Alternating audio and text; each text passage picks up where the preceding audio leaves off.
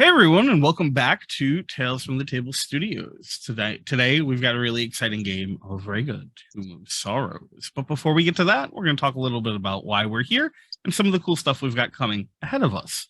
First, we're here raising money for the National Network of Abortion Funds. Right now, unfortunately, reproductive rights and bodily autonomy, which should be something that everyone has access to and is allowed to have the right to express and have control over themselves, is under attack. It's really awful. And so we're here doing everything we can to take a stand against that and try and fight back.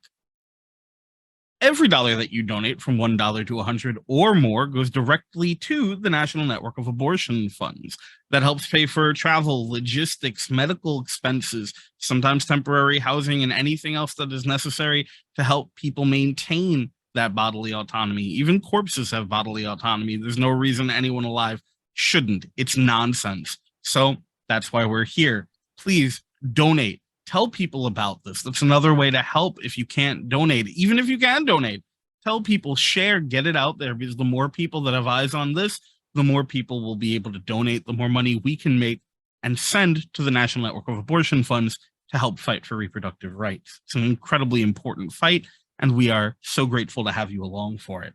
To that end, we're running a bunch of really exciting games all the way through August. We've already started some great ones. We've had some really fun one-shots. We had great stuff up until now, and there's a lot more great stuff coming. So before we get to tonight's episode of Rega, Tomb of Sorrows, I want to go over some of the other things that are coming ahead of us. Tomorrow, we'll be here for Avatar Legends, The Breaking Point, set during the 600-day siege of Ba Sing Se. It is a phenomenal story so far. You definitely don't want to miss it. And if you have so far, that's okay too. You can go catch the VODs. They're up on Twitch and should be available on our YouTube channel. Also, Tales from the Table Studios. You can find it over there, along with all of the VODs for all of the games that we've had running through July and August. Then, on Friday, we have a very special first part of our two-part event, Veil of the Void, The Dead Planet. Seriously, it's an amazing cast. I'm a little bit biased because I'm in it with an incredible GM. Please check it out. I think you'll really enjoy it. Then we'll be back on Monday with Terror at Bone Gulch. Also an amazing game. Some familiar faces from here you'll see over there as well. And you absolutely should, because they're incredible. Please show up for that. That one's really cool because if you donate during that game, there are some cool giveaways you get entered into. Then on Tuesday, we will have a game. I'm not sure at this moment what it's going to be, but that information will be up on my Twitter probably by the time this goes live, and if not, at least a day after. You can find that at TheLionKnight42 over on Twitter, because that's what my Twitter handle is, I guess. Then we will be back on Wednesday with another fantastic episode of Rega, Tomb of Sorrows. Now, two things I want to talk about before we get into tonight's game. One is we have a Discord now. Come hang out in the Discord. Hang out with all these amazing people. You can meet all of our cast. You can talk to all of our GMs. There's so many creative minds, so many welcoming people, so many people who just want to talk about and share the love that they have for TTRPGs. You're always welcome. It's just how we do. Second, if you donate during this game, there's some really cool stuff that happens as well. First, you will, with a donation of $15 or more, be able to turn up the heat or give our party a boon. It's up to you. If you double up that donation, you get both, which is pretty good. Or you can double down on one. You should double down on one. Either one is fine. I enjoy it regardless. Second, with $5, you get access to the Sunken Temple module, written by the amazing Jack Gogsbane, who's running our game tonight. With a $10 donation, you get access to that and Spells of Eloquence. With a $15 donation, you get access to everything I've already mentioned and Beastkin Vampires. $20 will get you all of that and Ars Artifactsum. $30 gets you that and Gods of Rega. It's a discount. I call it a discount, but really it's a steal. So you absolutely should get on that, because think about it. You get some amazing quality content that you can use in your own games. You get the opportunity to help people who really need it, and you get the opportunity to help or hinder these fantastic folks. Either way, it's a win. Speaking of which, I just wanted to warn you folks, somebody did purchase a Bane for you during the downtime. Yeah, very exciting. Right. One last thing, I guess. one last thing before we get to our game for tonight.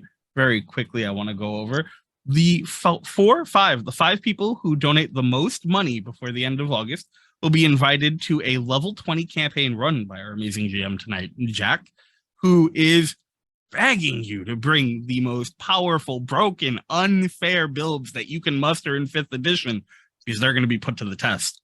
Trust me, I know. And anyone who makes a donation of $50 or more gets a seat at a private game with Marshall from Iron Echo Games of either Root, which is a fantastic, charming woodland war RPG and is great, or Pokemon Tales, which is a game that Marshall created and is so good. With that said, thank you everyone for being here. I'm going to turn things over to our amazing cast and crew, and I hope you enjoy this episode of Rega. Welcome back to the Successor States of Rega. This story arc is called The Tomb of Sorrows. Grief casts a long shadow, maybe all the way to the modern day. Maybe our heroes will find out exactly why. Last session, our 4 stalwart heroes made it all the way to the tomb on the hill, got into the circle of stones, and saved the shepherd Andros.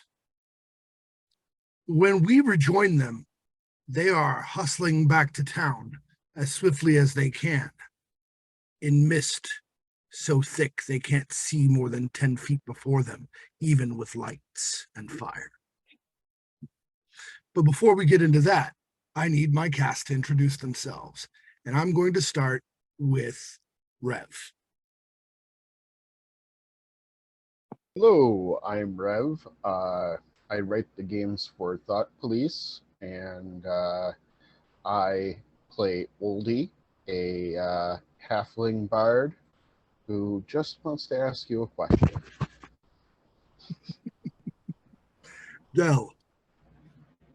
Hello, I'm Del. At Del Deliriums, I'm playing Luca Sobieski, a Spartoi paladin of redemption for Kayla. And Luca is more than happy to answer Oldie's questions, so long as they have a stopping point. You. Hi, I'm Q, Dorian _Black. The A is little. I'm not sure if that matters. I'm playing Cole Igniades, and I don't know why he's asking me questions. I'll answer them probably, but I'm confused. Justina. I'm Justina, and I am playing Florenta. She's a human rogue, and she's very happy that Oldie asks questions because no one pays attention to what she's doing. Well done. As I said, we've rejoined our party as they hustle back down the old trail leading to town. The trail they're on is actually better than the route they used to get here because they don't have to divert to go back to the field where they found the bodies.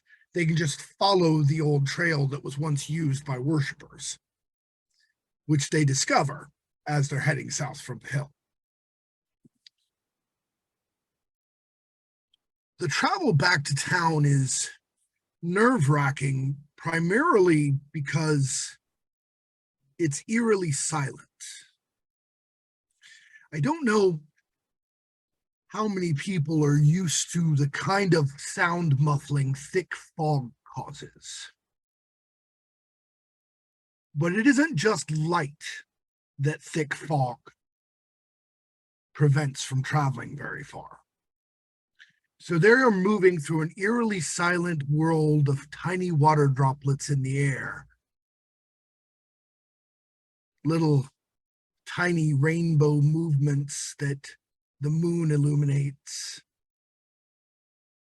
but mostly a featureless gray, except for where the light from their torches and hand fires and bullseye lanterns strike it, where it does scatter into rainbow coruscations across what at that point suddenly seems like the surface of a pool. The fog's so thick. But as nerve-wracking as it is, nothing untoward occurs on the way back. You make it to the gate, which is, of course, closed for the night by this point. And while there are almost certainly watchmen, there's a good chance they're not going to notice you until you get their attention. Luca, what is your intended response in this situation? I know that my buddy that I sent back is on the wall tonight. So at the very least, I know that someone knows that we came from inside town to leave it to get Andros. Indeed. Your friend's name was Heinrich, if you recall. Yes. So I'm going to call up once we get to the wall, unless anybody had something that they wanted to do before we got there, or is that where we're starting? If people need to do something on the way, there's plenty of time. If so, anybody else? No. Okay, cool. Then it's you. So Luca will call up towards the wall. They're still leading up the back. Just to make sure that if anything comes from behind, that I'll take the hit. They'll call out to the wall. Is Heinrich on watch? We've returned with Andros. Yes, I am on watch. I thought you would be coming back, so I took the front gate. Look at you, kind gentleman you are. Oh, I try to think ahead. It saves hard work later. Hard work is a bother. So we have him. There's an issue with the tomb. Can you let us in? Absolutely. I was going to say, I'm going to open the door, but you kept talking. Open the gate! You can do both. I was being polite. Politeness is appreciated. So the gate opens. You all cross within. It's a standard for this area double gate with a portcullis in front of massive double doors that are secured with a bar. So it does take a little bit of work for them to get the portcullis up and then move the heavy bar and get the door open. But it's just a few minutes before you are safely inside and they are lowering the portcullis and barring the door once more. Heinrich says, all right, I am not the person to talk to. You're in now. Thank you for coming back. I'm so glad you are all well and that you have saved Andros. But I will return to the wall in case something follows you. We need to know who is in charge. Who to speak to? Like the master of the Night Watch? Sure. Sure. All right. Head to this near the center of town, but not quite the center of town, but not the center of town, but not the castle, you know? Just outside it to the left of the door. Okay. There's a watch building there. The captain of Night Watch should be there. Thank you, Heinrich. You're quite welcome. I am glad to be at your service. Thank you. Cole is going to turn to Andros. Mm-hmm. Go be with your children. Be safe. Thank you so much. You have all done me a great service. I will not forget. It must be done. I will make sure to keep people safe. It is appreciated. I owe you my life and the safety of my children. We do not forget. Yes, Should you wish to thank me, Andros, I like really lean mutton. I will keep that in mind. Thank you. She really did most of the work. That is a thanks that I can provide. Flashes a smile full of pearly whites. Andros is a pretty stout, favorably featured gentleman. So, With two kids and maybe no wife. right? Mm-hmm. So he runs off to be with his children. Flirting has to, take second place to child rearing, yes. Shall we go to the night watch? I know that I'm going. As am I. Oldie, And a Justina, few times I get to see the guards. So Florenta. it's one of the few times I get to see the guards and not have to run from them. It's wonderful.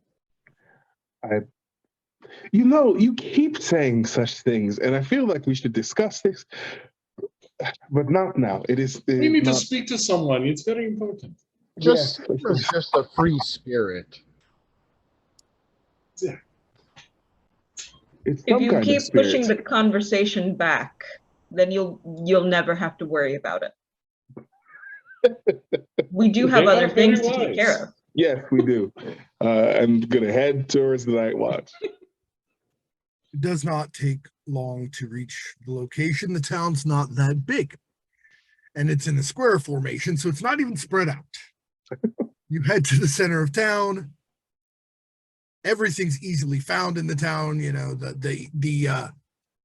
The streets at the beginning are a little twisty and turny for, reasons of, oh, look, people are coming in, let's shoot them.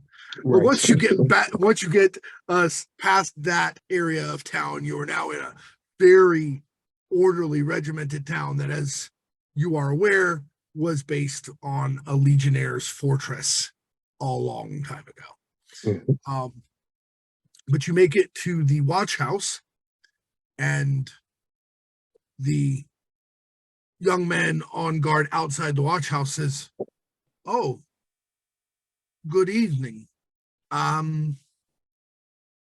What brings you out so late, or in so late? In so late. You were the ones who went out to the hill, yes? That is correct. Henrik told us before he went to the wall." Yes. No.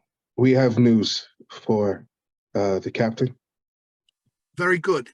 Wait one moment. I will notify him." Steps inside. Puts his head back out. "Yes, Del." No, do the head thing.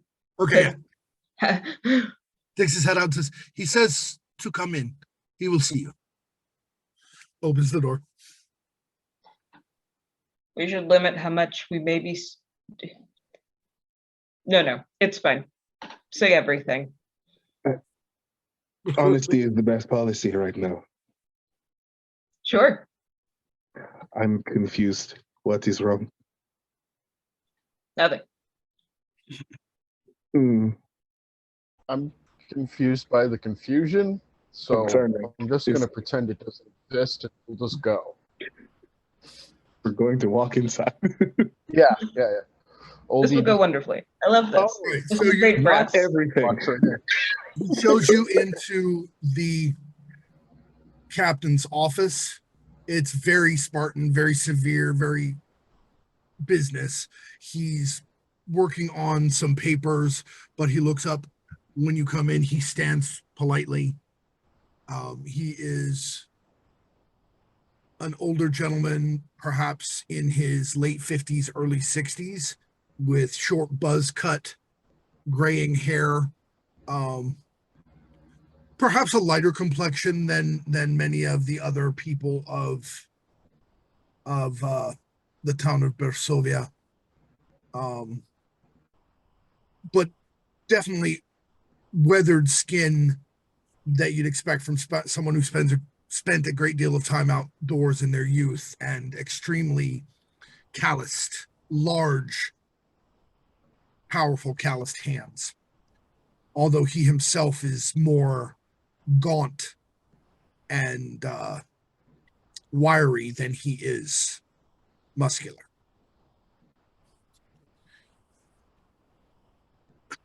Hello, greetings. I am Captain Boris. It is good to see you. I heard that you went to the hill. We did. And my door guard says you have news. Yes. Yeah. Please. We followed the trail, found 2 of Andros' sheep dead. There were some gluts that had attacked and had taken him off to the tomb.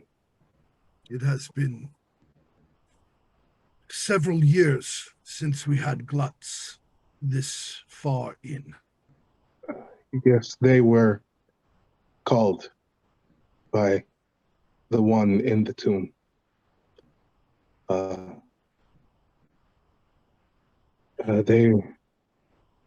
They left him there for a sacrifice. That is a thing that does not bode well. I'm sorry, I would offer you all a chair, but I only have one, other than my own. It is not necessary. It was a lot. There's a lot flowing right now. I couldn't sit even if I tried. Indeed. We were able to get to Andros before he was fully taken, sacrificed, what have you. Good. But as we were leaving, the tomb opened. But you're here and you are alive. We are. There is a thick fog that issues from the tomb, and there was a voice. In the moment, I do not exactly recall what he said, but it was not a kind greeting. Young I lady. remember. Yeah, he saw the expression on Florenta's face and said, "Young lady, you seem to be, your facial expression says you have some knowledge of this. Please." Yes, I remember what it said because it scared the living hell out of me. What it was he says in a big, deep, terrifying voice, he's like, "Heroes, run," or something like that. Run, little heroes. I think this was it. That sounds accurate, yes. Mm-hmm. He also commented that he'd be waiting, I think. Right, that he had time to prepare. Yes. Out of character, Very well. I would like to roll an insight. I need to see, or try to see, how he's feeling about the information that we're laying down on the table. That seems very reasonable. Like on a scale of one to no, how much is he like? Right? Very, very reasonable. Make that roll.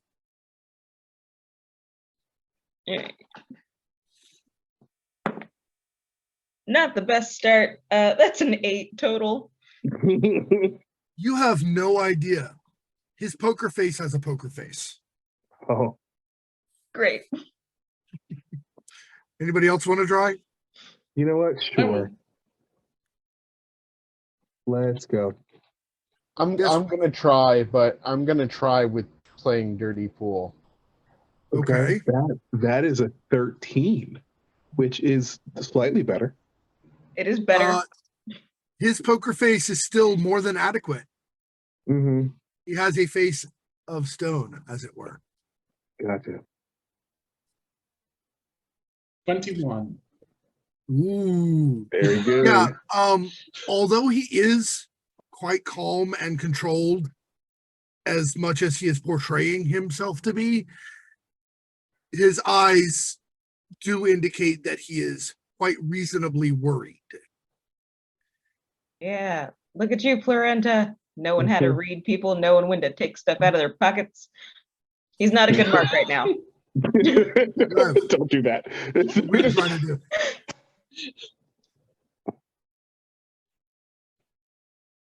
Are you frozen? Are you there? Ooh. I was just double checking Uh-oh. a thing. I'm always terrified. I'm just gonna make the roll. Okay. While I do that. You decided you weren't going to mess with him after all, huh? Well, I don't want to do something super obvious in this small of a space. That's legit. So I roll. Insight is +4, so I roll a 15. Yeah. All that you can tell with a 15, the only person who can tell how he's actually feeling is Florenta. All you can tell with a 15 is that, wow, this is one of the most disciplined people I've ever met. He's cool under pressure. Not Good. sure whether to be reassured or paranoid. Both is good. Healthy dose of both. Mm-hmm. Oh, if you see a glut wearing the scarf with the symbol of Kaela, don't kill him unless he attacks you. Why? Because Kaela has redeemed him. All right. I'm gonna insight Go ahead that. and make me a persuasion roll, please. And I wanna insight that. And 'Cause that was can I big help news. on the persuasion roll? Yeah. Okay.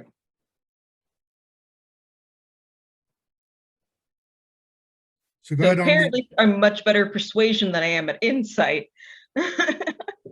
That is a Ooh. 20. Right? Dirty 20. And that's a 22 on my insight for that particular bit of Right. news. And Florenta was helping you. So whichever one of you has the higher bonus has advantage. So, and you already rolled. So I have a 7. Or roll again? Yeah, roll it again. Do it. No. That It's was fine. worse. That's fine. He got a 20 on his insight, but the thing is, you see, you're being honest. So what he got was you're being honest, and you got a 20, and he's not trying to actually resist being persuaded. He was trying to resist being deceived. Mhm. Also, big old symbol of the paladin, like Kaela symbol, boom, right there on the chest. Right. So, might help. It does. Not as much as one of the lawful gods, because then would know you probably wouldn't lie either. But he knows you have good intentions at least. Yes. Yeah, road to hell. Anyway, so that 22, and he's like, I'm willing to listen, but you have got to be shitting me. Like, what is even going on? Who even thought of trying? Okay, so you did. All right then. No, they basically did. that's all the things going through his head. They did a miracle. I saw it. I was right there when the gods let them do a miracle. Then perhaps we have a chance. Or responded to them begging for one. However you want to interpret that theologically. We can have that discussion another time if you'd like. It'd be very No, I am not into theology. I'm into protecting my town. Luckily, there are a couple of you who are into theology, if such things become important in defending this town. In addition, you have proven, by your own words, that you have the favor of the gods, which means you are the best people for the job. Wait. It's an undead, by the way. The one at the tomb who was speaking out to us. I mean, I sort of assumed, thank you for being, making sure, but I sort of assumed because what else is, it's coming out of the tomb at night. Is there going to be something else? I don't know. Honestly, it would be more surprising if it was not. Right. I suppose it could have been a demon. Yes. It's reassuring. Yes. Honestly, yes. But yes, so you know how thinly we are spread, how much trouble there could be with this thick mist that is out. And you say it comes from the hills? That means it could be cover for a great attack, which means we cannot go out after this and risk the town, especially since you have apparently been favored by the gods, and thus are the most likely people to choose to fix the problem. I was already planning on going out, so. That's convenient. I like that. I was too, because, I mean, Bolpo sent me here to help the temple and the cause of good, and this seems like that. And I also understand the principle of how it works in these situations where if you do a thing and then you mention oh, we did a thing and there's a problem, you just volunteered to fix the problem. And I'm totally good with that volunteering. I understand what I'm doing. Yes, that normally is how it works. It's how I got this job. Which I do not like, by the way. My condolences. It's all right. Congratulations. I don't mind the fighting. It's doing the paperwork. At least I don't have to be the boyar. So, young lady, you were about to say something? Yes, while these fine folks are aligned to the gods and serve them, I myself require more physical remuneration. Money. Excellent. That's great. So because what will you pay? there is bound to be plenty of money there, and if I send you out, there won't be any taxes. Can I get the no taxes on the treasure recovered in writing? Absolutely. One more. Oh, that's a good plan. Oh, and free room and board. I can manage that. Here you go. Good. Just hand this to the innkeeper, and they will cover all of your room and board for at least the next 2 weeks. If you need more, come back. And as you can see on the paper, just read it. All the crown's claims on any treasures found in the tomb are hereby waived. Oh, can I? Yes. Can I have a copy? Can I have 1, 2? I'd like to donate to the churches, and I have some sponsors. What is the tax for the crown? What is the percentage? Yeah. 10%. We would not take more than the gods. Of course. I just wanted to know what I would also be giving to the church. Excuse me, Captain. One last thing. Shouldn't the waiver of taxation apply to all of my friends so that they can use this for their various churches? Obviously, they're... Oh, excellent. Excellent. That was the understanding. I was going to ask if you really want more than one copy. Take it to my secretary in the front room. I don't copy again. Will do. I don't have time It's for paperwork. that. I have more things I have to do. Like organize the defense of the walls in case we are suddenly assaulted by a large number of undead creatures. Of course. Which means I have to somehow find silver weapons and fire to hand out. Fire is not so big a problem. You have archers, yeah? I can make fire real easy too. I can make fire. Yes, we have plenty of people who can make fire. I need to make sure that all of my individual soldiers have fire on them, as well as it's...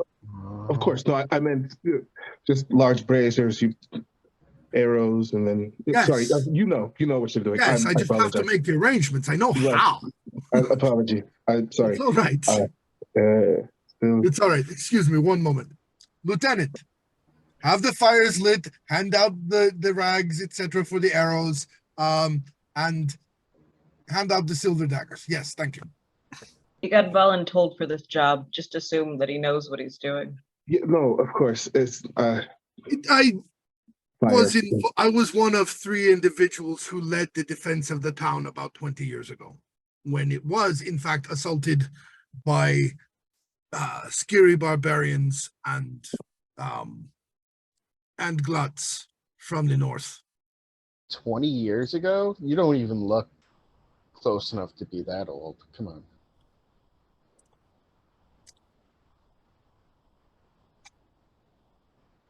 Okay. That is a thing.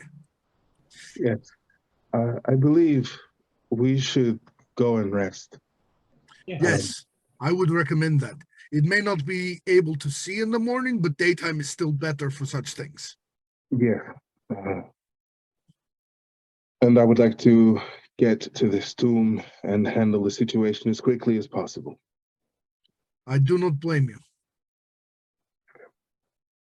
Go, rest, get some food. Thank you. Of course. Cole will give a nod, polite bow, and then bow face. Have a good night. That does not seem likely. Wishful thinking. Macy morning. So you guys head. So Oldie's going to pipe up. I'm going to head direct to the temple first, if anybody else wants to go, because I feel like we should tell any of the priests there what's going on, and I also want to go burn a candle and pray. So, I was going to go to a place of prayer as well, but not the temple. But I can go with you. I should probably stop by. I'm gonna go to the. Sorry, go ahead. No. I was just going to ask what you two were going to do. If you're going to go to the temple, or if you guys going to go get the lodging, or. I was gonna go back to some of the bars and just kind of advise the soldiers that are gonna go on next watch. I'm sure they'll be alerted, but tell them kind of to stay down on their cups. That's a wise choice. No, that's a good idea.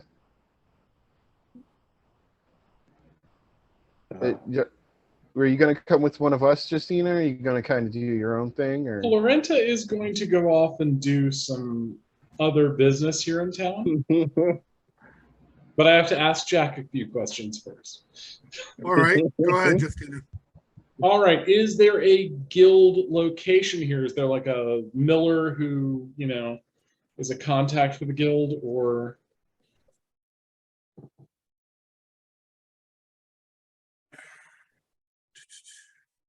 Let me double check something. You and your fancy guild. I'll be a thief one day too. Of course you will.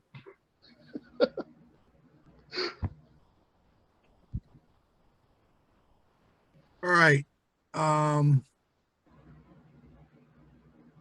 Make me a perception. Basically, this represents how well you noticed the signs of where to look in the few days you've been in town. I got a 15. Cool. Yeah. There are a number of thieves' cant sigils inscribed discreetly in various places that would direct you to what is apparently an empty stone building right at the edge of town, right up against the outer wall. Okay, so I'm going to make the proper thief signs or whatever I need to do and approach that building. As you approach the building, carefully acting appropriately as one expects. You are not challenged. You're not shot at. You're not stabbed. These are all good things, right? Typically, yeah.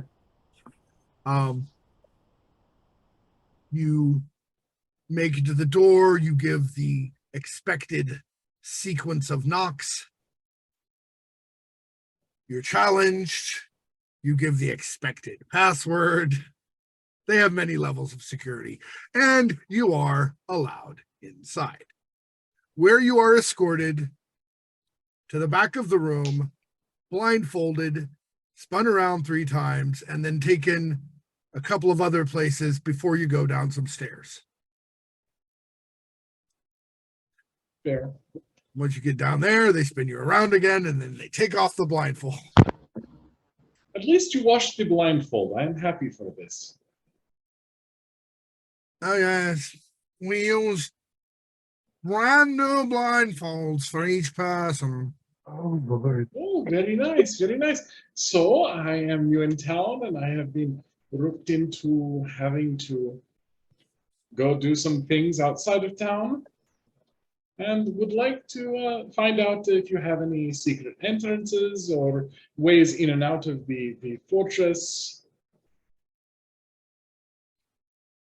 The person that you're speaking to is mostly skinny and got super long, dexterous fingers, and his hair is a mixture of red and silver, tied back in a ponytail, and he has no eyebrows at all. They look like they've been burnt off.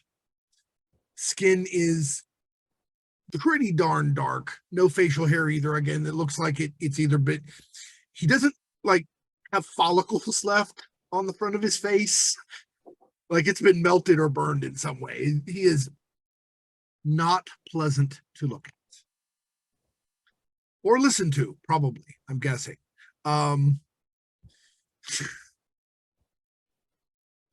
He has a oddly biggish rounded belly on his gangly skinny frame.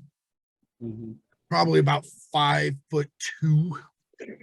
I hate this. Wow.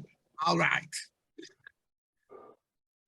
You're brand new to town, but you want me to tell you where the secret entrances are. Not until I had paid my my guild membership dues. Oh, there you go. You should have led with that. Yes, well, I was taken downstairs, spun around with the blindfold on. At least it was clean blindfold, and I thank you. You're welcome, because we use different blindfold every time, because it's just more sanitary. We have to be underground. We're close to the sewers, but we're not in them. We are not that kind of thieves guild. So, Wonderful. right. Where were we? Secret exits and entrances. Yes. Yes. Money. All right. So, Florenta is, and what is the typical Thieves Guild membership due for like the month?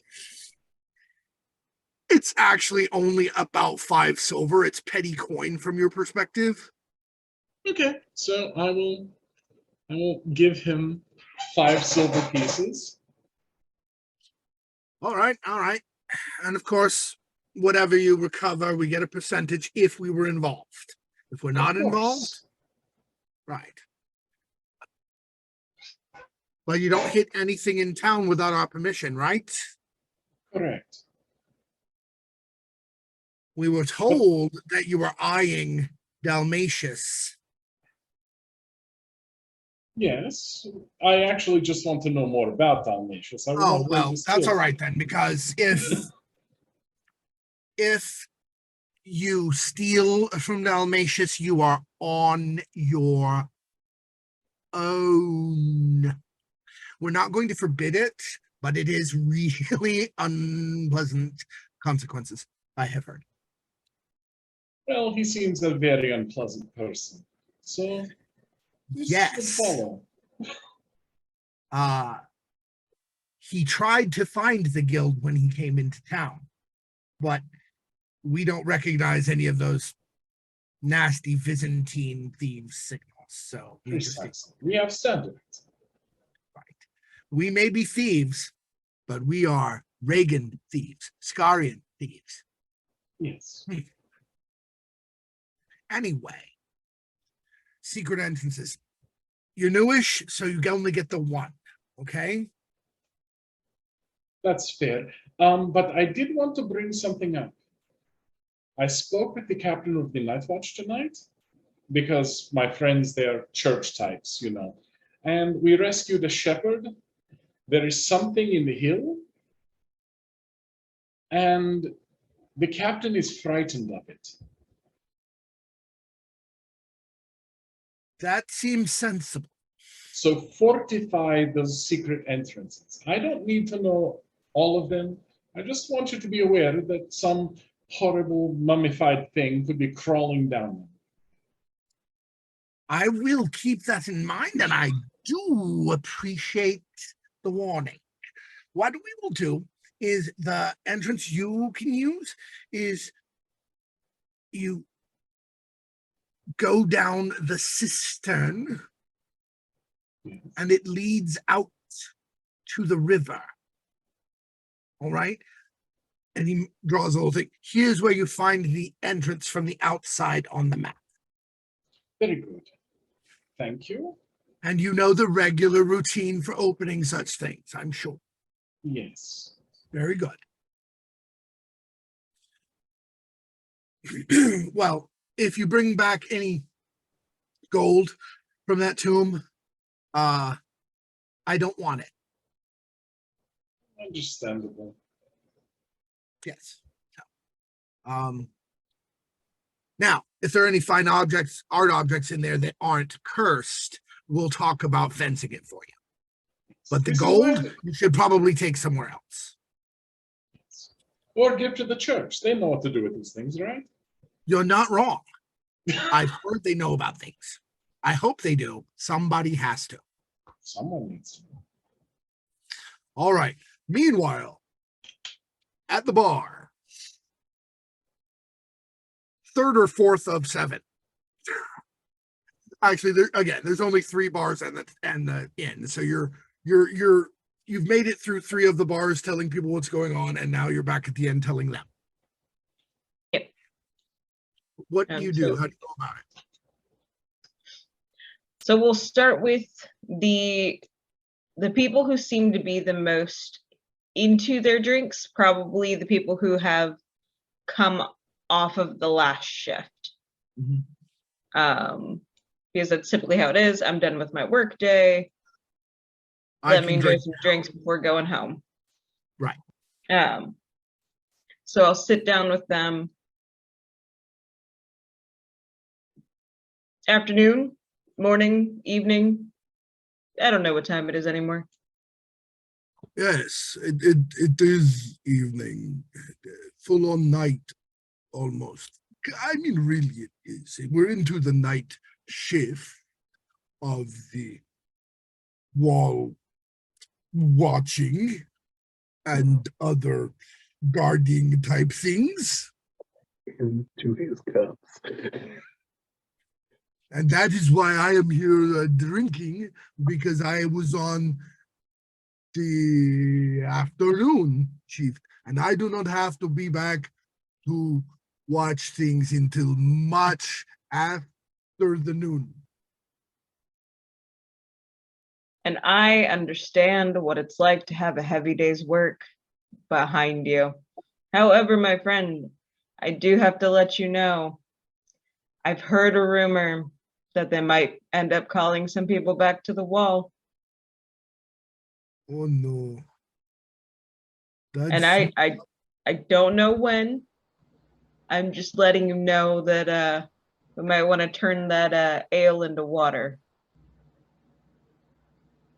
I'd better go wash my head. Kedrin, we should go. They may be calling us back to the wall, so we need to go wash our heads and have tea. Come on. He several of his companions head the hell out the door. Bread. Bread will help. Get some rest. Yes, bread and tea. And I will wave The them tea off. it's the tea we get from the Church of Volpos for the headache. Best tea. Mm-hmm. Do you know it is made from trees? No, but I do have a friend who knows a lot about them. I'm sure he would love to speak with you when he gets back. Yeah, it's made from the trees that grow down near the water and cry. He goes out the door. So there's a moment where Luke is like, wait, what? He was just so close. He was. Having a whole conversation. We were doing well. We were doing real well. Right here the whole time. I will make sure, since I kind of scared them off, that their tabs have been paid. Because I realize that I am pretty much emptying some bars, so I want to make sure that if they didn't pay it, that the people are still getting paid. If not, then I don't know if they'll let me back into the bars. Yeah. Master Piero at the inn waves you off and is like, no, you don't need to pay me. You're doing the right thing in keeping them from being too far in their cups if there's going to be another difficulty. When we were out, yes, the tomb has opened. Oh, for fuck's sake. If there is anything that you know, or anybody around here who may be old enough to know, any information that we could have in our back pocket could be helpful, because myself and my companions will be taking that on. I don't think there's going to be anybody old enough to know about what to fight in a tomb that's been closed for 3,500 years. Don't misunderstand me. I wish we did. If you were talking about the last time the walls here were assaulted while I was mercenary, great, I can help. If you were talking about the last time we repulsed the advances of Vizantos, I could help. No, just if there are any elves or historians, other races that may have been around long enough to know the history just a little bit more.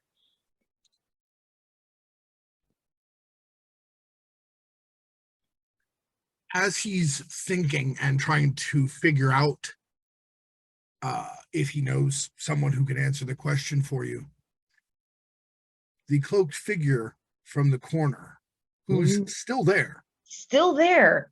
Jesus. Did you go to bed? No. He's an elf, so probably not. Raises one finger, and you catch it out of the corner of your eye. This long, slim, graceful, pale bluish finger.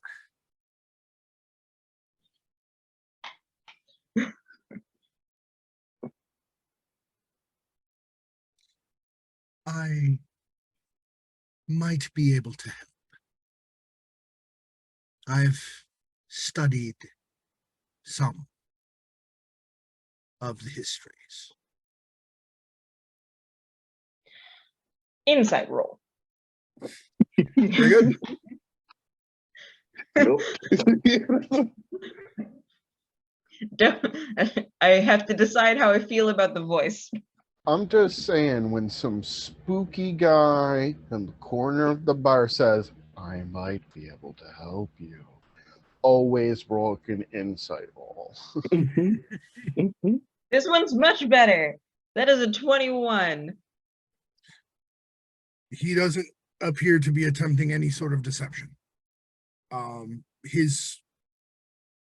He means exactly what he just said. He may be able to help you. He may have some knowledge of the situation, and he's just talking the way an elf of his particular group talks. Excellent. So Luca and all of their Spartoi glory and charisma flashes them a big smile. You have no idea how much that sentence means to me. Can I buy you a drink? I would be pleased if you would do so. Thank you. So I will do that, and I will go and sit with them and hopefully keep him occupied until my buddies come, because they're better at the history stuff than I am. Okay. All right. Meanwhile, take me to church. All right. So You said that there's like one central temple there is. that has There's a niches temple for all of because- the main gods, essentially. Right. Correct. Okay. I'm just making sure that Mhm. I understand where we're heading correctly. So like, yeah, just gonna head directly there. Mhm. I actually will not be talkative, Q. I'm just gonna walk close to you and look at you and smile a lot. You're staring at me. That's probably worse. Why are you staring at me, oldie? What? I'm not staring, just walking with my bestie. My best Again, friend. Again, We're best I- friends. I don't just know just the way you. this works. I can't help it. You can't help it. We just gotta I be best feel- friends now. I feel like we could help it. You were just saying we're best friends. I know nothing about you except that you follow Vopal. Isn't that the best kind of friend, though? Is the friend you know absolutely nothing about? I mean, if No. it's bad, then you have the bliss of ignorance. And if it's good, you have all these wonderful things to discover. It's strange within your mind. It just keeps walking. So, Just walking like in smiling silence. this banter continues, I'm sure. I don't think you could stop it if you tried, except maybe with magic.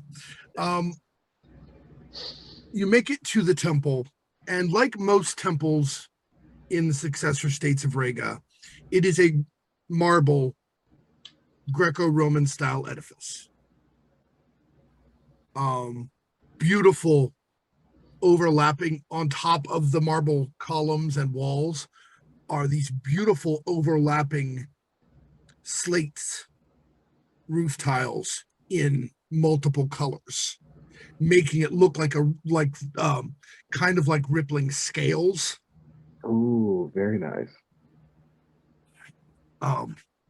And the columns themselves, just as they actually were in ancient Roman Greece, and the statues are actually all quite brightly painted.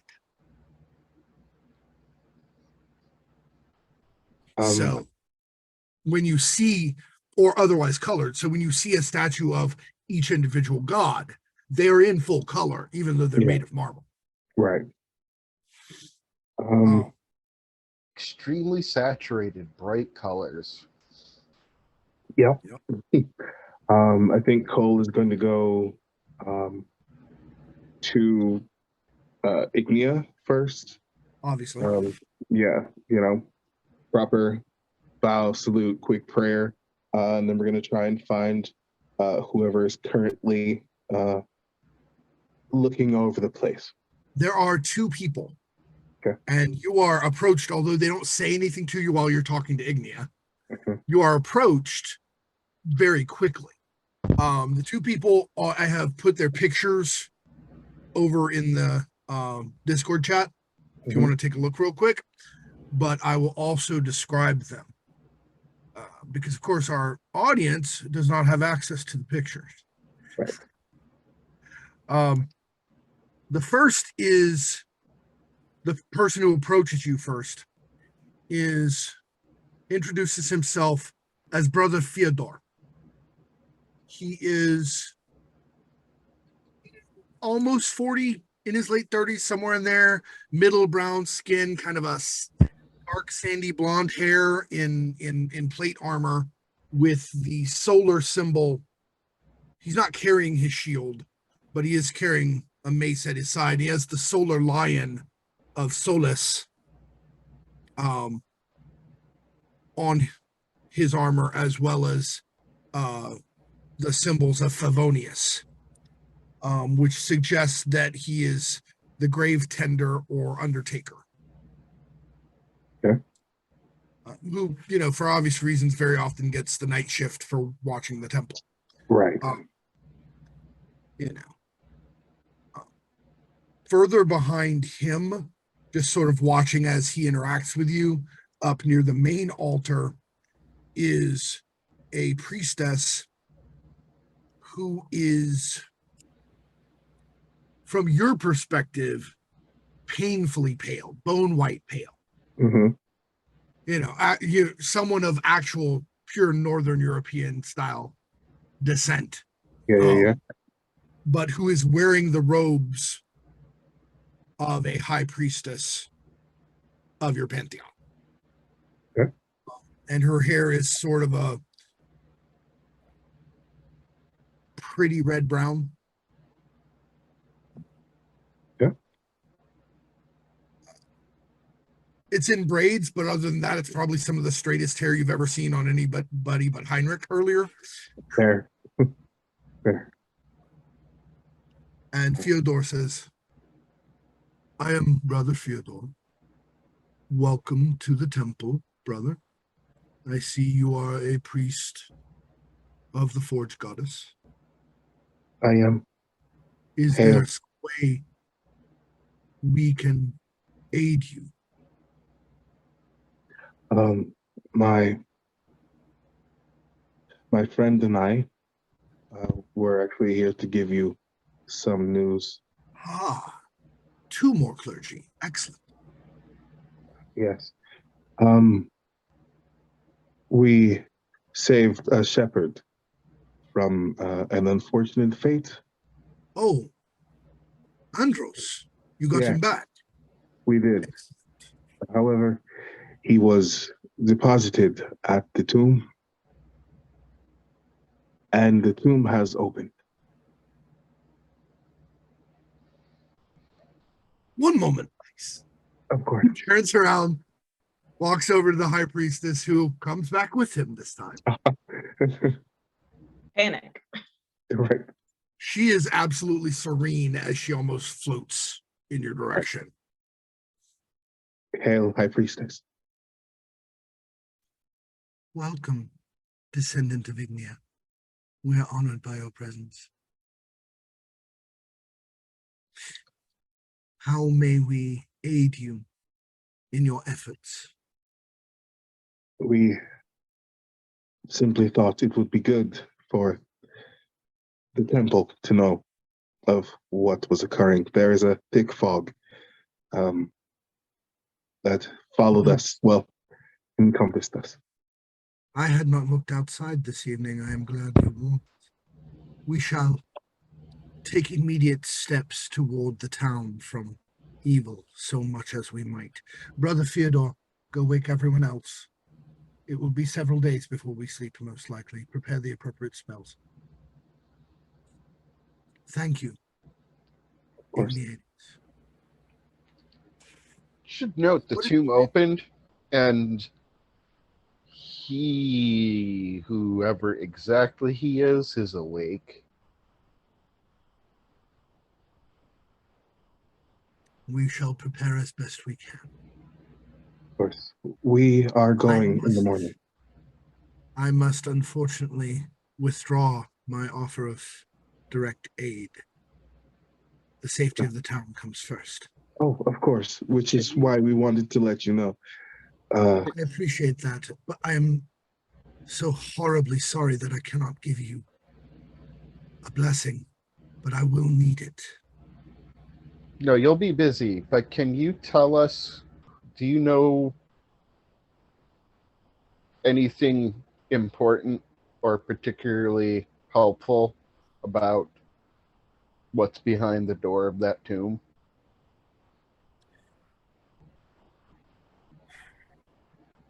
Only rumors, only hints. I don't know how helpful it will be.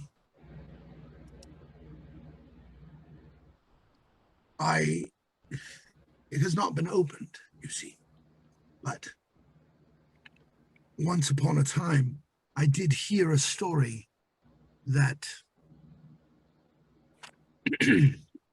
suggested that when he had himself entombed, he had others entombed with him, and spoken over their entombed bodies was an odd rhyme. It no longer rhymes in modern Scarian, so please forgive the bad poetry, but through the walls to walk, draw down, through the stone to swim, draw down.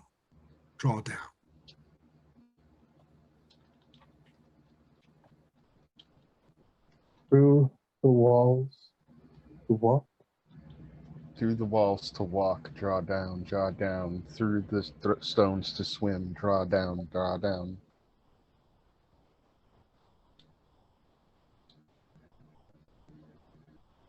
And back to Florenta at the Thieves Guild. All right, was there anything else you needed from us this evening? Well, I guess information. The only thing I can think of is, do you know of? Can you get me any sort of? I will need chalk, and Yes. I will need quill pen and parchment. Get her the tools she needs now. Thank you. They are provided. Excellent. So I will be taking these with me, and should I return, I will bring whatever objects of art are not cursed, and if I don't return, you should probably move. If you do not return, yes, we will most likely be elsewhere by the time anyone notices. Or dead. So that's fair. All right. Thank you. And get out. She does so, and she's going to go to the inn. Very good. All right, we're going to go ahead. Since you were, Del, since you were mainly keeping this individual busy, did you want to try to get their name or anything before the others arrive? So one, I figured that like going around to all of the bars would have taken a decent amount of time, enough to allow them to get there without me going too in depth into the conversation. So but there wasn't like a thank you for all this information. Can you please wait for my friends to arrive, because I can be bright but not that bright. Right. So yes, I would at the very least like to get their name. My name is Luca. It's a pleasure to meet you. I do appreciate, and I'll hand them a drink and get whatever picture of anything that they want for the table. I do appreciate you taking the time to tell myself and hopefully my companions all the information that you can provide. This is more than likely going to be a trying event. I will be glad to be of assistance. And they pull back their hood. Yes, Q. Finish what you're doing. You come back to me. They pull back their hood to reveal pure silver hair, pale bluish white skin of a high elf with these perfect blue-green orbs. It's possibly one of the most beautiful beings you've seen who wasn't a Spartoi. And even amongst the Spartoi, they would be considered attractive just as you are. Also, like yourself, it is almost impossible to tell if they have a gender or care. Feel that vibe? I am Vindis Aristides.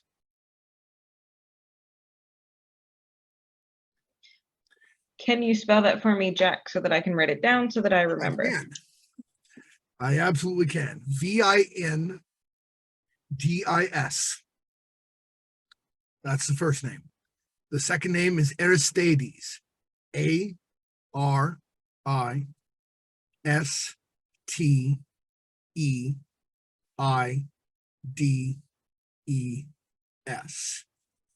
And you know, without even having to think about it, that means he is a descendant of the demigod Aristus, the inventor of mead. In addition, with that piece of knowledge, you realize you've heard of this guy. He is one of the most famous bards and historians in all of the 4 successor states of Rega. So as soon as he introduces himself, I have a friend who is going to absolutely love you. Excellent. Extra mead, please.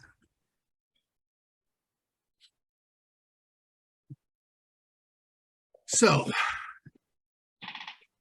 meanwhile, back at the temple.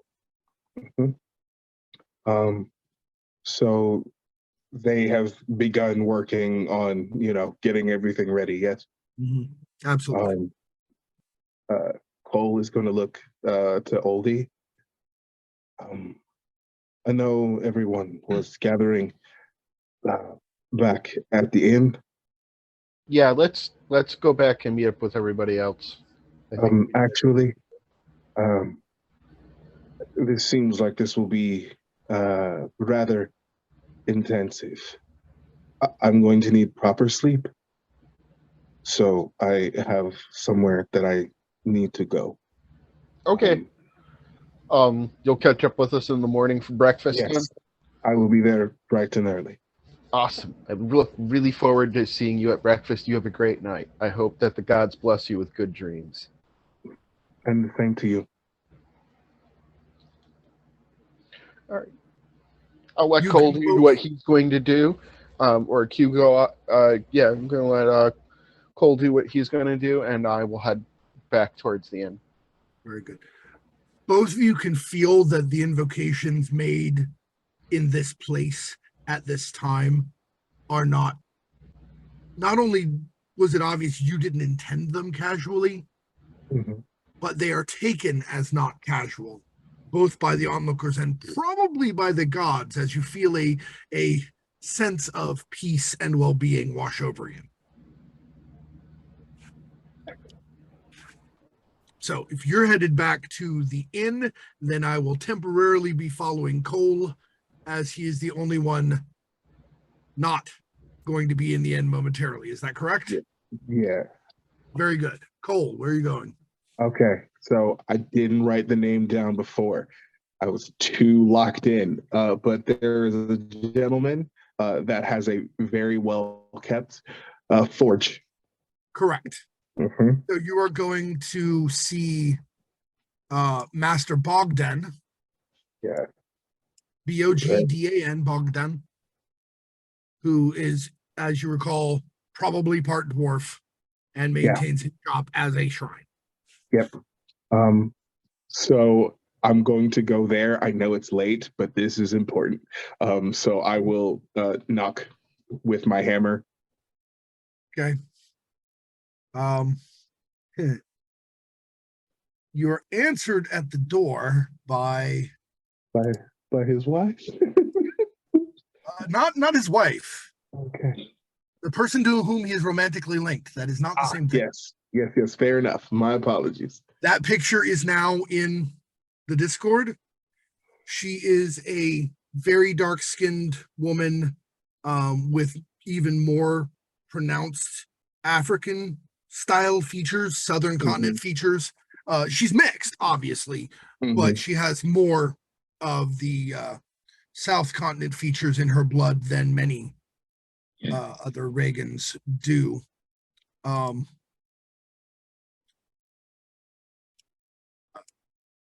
And she smiles at you.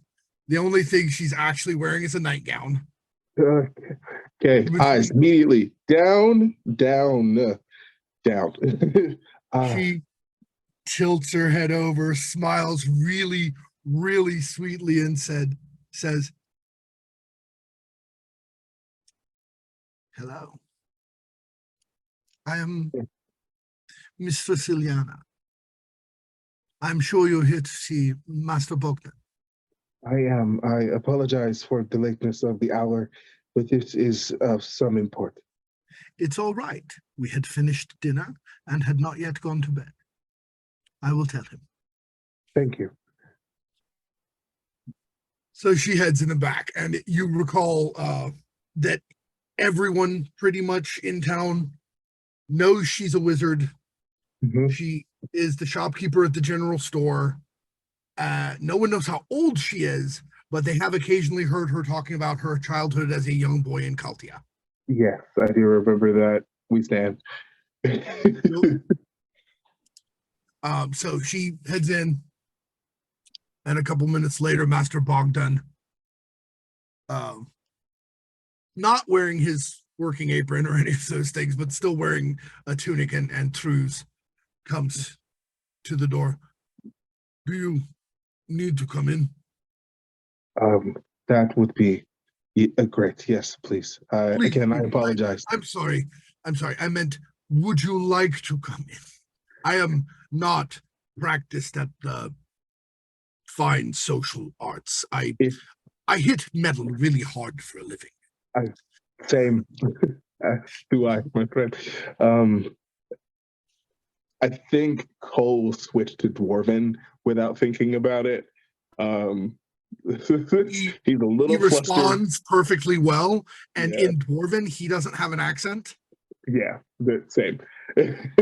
Oh, excellent. This will make speaking easier. Oh, it will. I'm sorry. I always have to concentrate when I'm speaking Scarian. Same.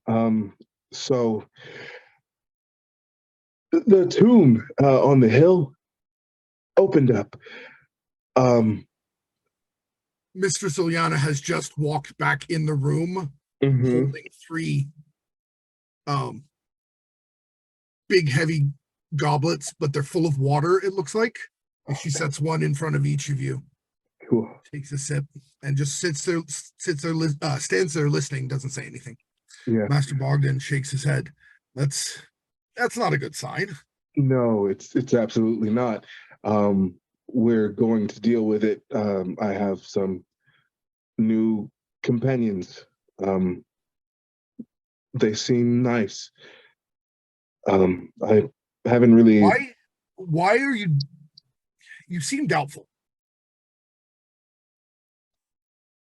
I have not really had friends before, and one of them has immediately said that we are best friends, and that is strange. If you haven't had friends before, and this person wants strongly to be your friend, then they are at the moment your best friend, as you don't have any better ones. Just gone. Water gone. Immediately. The glass refills itself with cold water. Oh, thank God. This is sound logic that I cannot refute. In any case, I came here because I'm going to need to sleep. A proper sleep. And right. Your forge is the closest I have felt. Much closer to comfortable and home than the inn, which is mainly meant for people above a certain height and who don't like to hear hammers while they sleep. Correct. I understand. My home is yours, my cousin. Thank you. I will not be a bother. I'm just going to head to bed. I have an early morning tomorrow. Do you want a room, or would you like to actually sleep in the forge? In the forge. Excellent. Please excuse me, Ilyana. And he gets up and goes off to set up the room. Awesome. And Ilyana sips at the water. It's not often he gets to speak to a like-minded individual. there's so many times that she's also speaking Dwarven, by the way. Okay.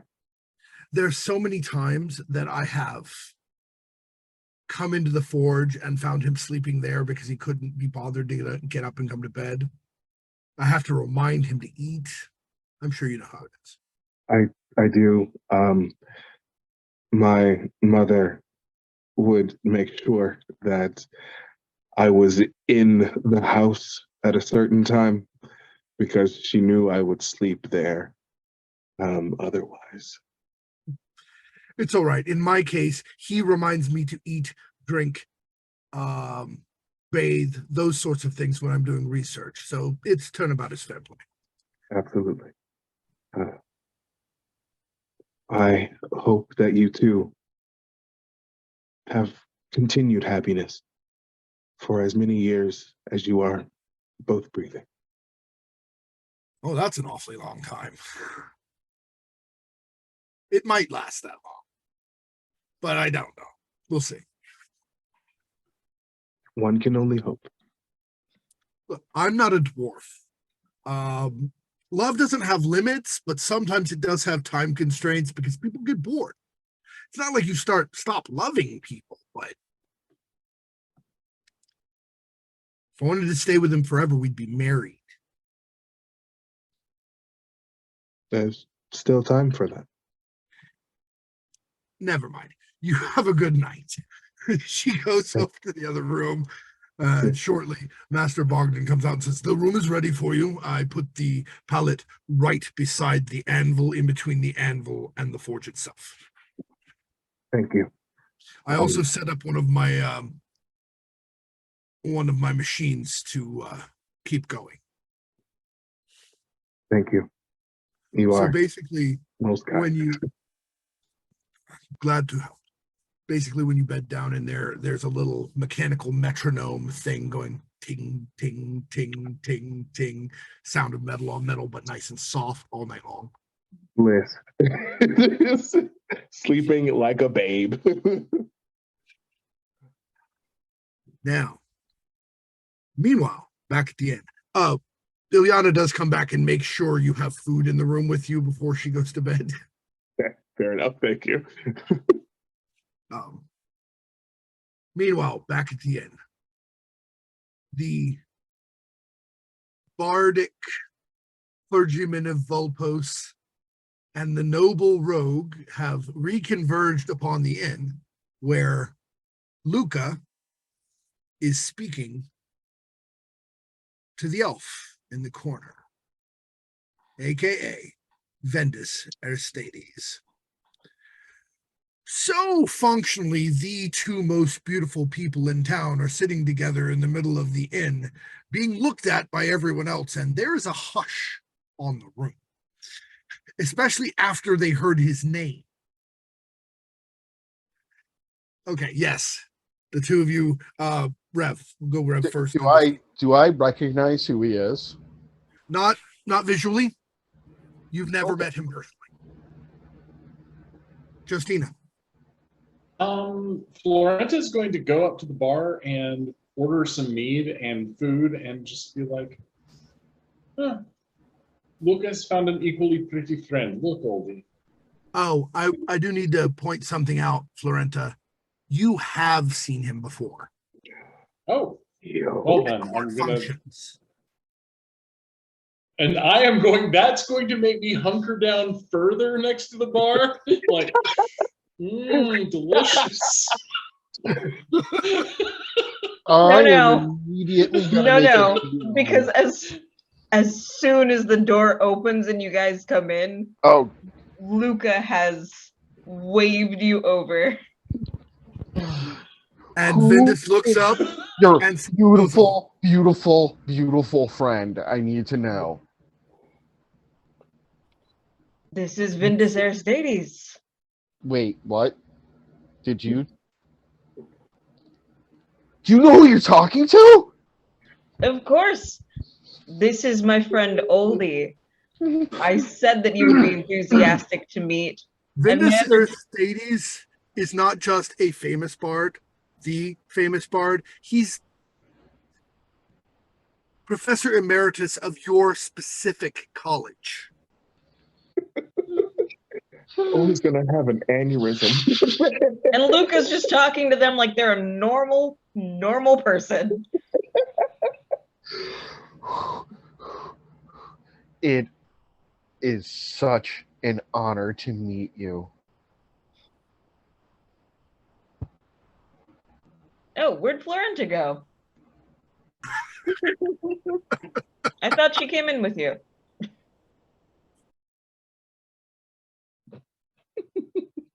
Justina, did Florenta in fact attempt to vanish? No, Florenta's going to go up and face the Piper. She's going to walk over to Master Aristides and go, "Greetings, Master Aristides. It has been a while since we last spoke." Yes, it has. Florenta.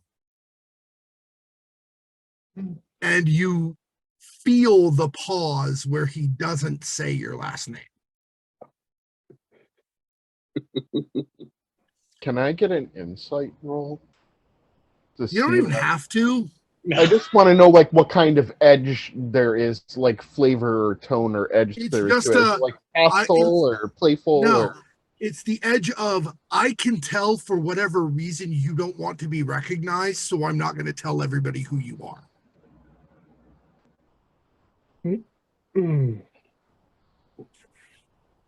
Luca knows too many people who don't want to use their name that they're not going to bother.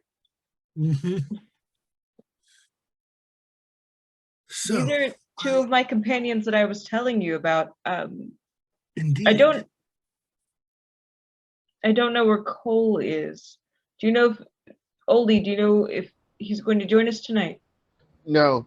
Cole went to do his Cole thing and sleep in whatever weird place he wants to. Oh. But he's gonna meet up with us for breakfast. You refer to perhaps Cole Igniades? Yes, Cole Igniades. Yes. He's my new best friend. Agreed. Lucky for him.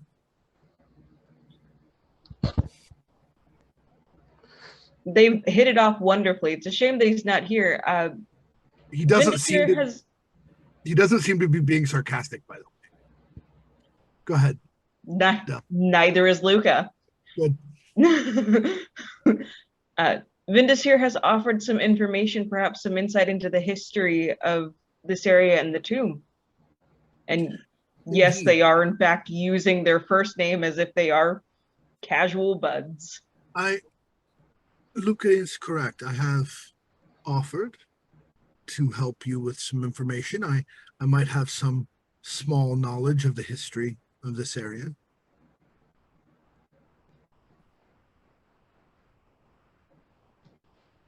Anything he says to you, listen really, really, really close.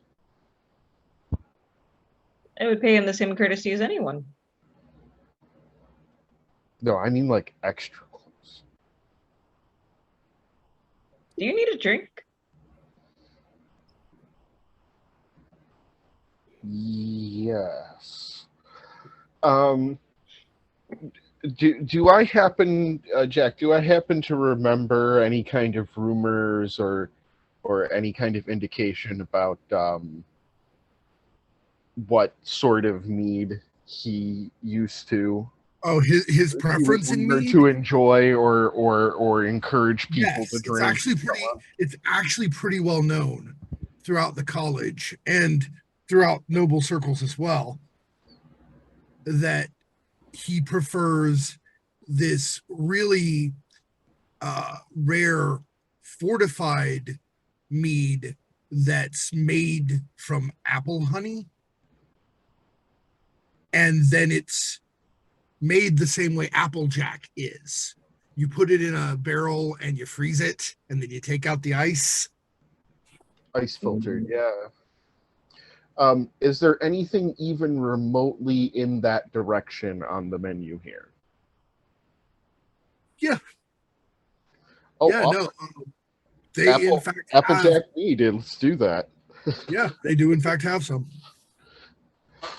Yeah, I'm gonna get us drinks. I'll go and order whatever the equivalent of a picture of the Applejack. Yeah, now that sets you back a whole gold. I'm gonna do it. I'm gonna do it without even thinking about it. That's fine. Well, I'll drink the impoverished mead that I ordered for myself, obviously. Which is perfectly fine quality. Everybody gets a cup at the table here. Yeah. Yeah, no, the other mead you had was still perfectly fine quality. There's no bad stuff here. But that, one, high quality. Two, like 60 proof. Look, when you live on a wall that constantly gets attacked, you need to drink good. Yeah. Uh-huh. And it indicates that the boyar probably actually takes the morale of his troops fairly seriously. So, and we don't hate him. Florenta, Luca, you really, really have to try this. It's so amazing. And I'm just going to, nod at him, and as I put the pitcher down and pass everybody a cup. Right. Unlike the normal mead, which of course is drunk in steins and pints, just like the ale, this stuff is drunk in snifter glasses like brandy, because that's what it is. Effectively is mead brandy. And he takes a sip, smiles. Thank you. Now, what questions can I answer for you?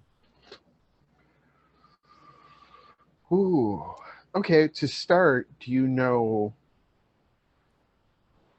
what is behind the doors of that tomb? Did Luca tell you about the tomb opening and everything? Luca did not specifically tell me, but it was told, and I have keen ears. And I wasn't being quiet. Correct. I would not have eavesdropped if you were attempting to keep quiet. Yeah, so we're supposed to sort of take care of it, so if we knew who / what he is, that probably would be a good starting point if we had good clues. Besides the general legend, he was buried there, he had his people buried with him, we saw the graveyard in front of the doors and all that. Well, then you already know a great deal, more than many do. However, we know that while King Scaldus was alive, during the first 2/3 of his reign, he was noble, good, pure, concerned for his people. We know that as time passed on, he became less so. Which wife was this at when it changed? Oh, it was after the third one. And it was then that things began to get really unpleasant. And it's with that statement that we will take our break. And when we come back, we will get some answers from Vindus Aristides about the gentleman in the Tomb of Sorrows. Please join us back here in about 5 minutes for this Dungeons & Dragons 5th edition actual play for the National Network of Abortion Funds.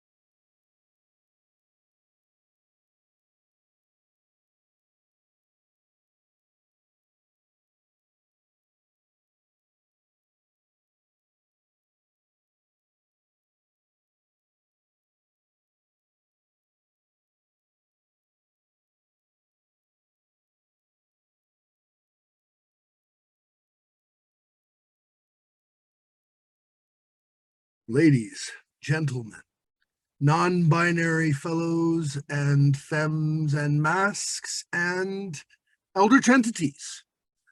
Welcome back to the Successor States of Rega, Tomb of Sorrows. Our four heroes have made it back to town.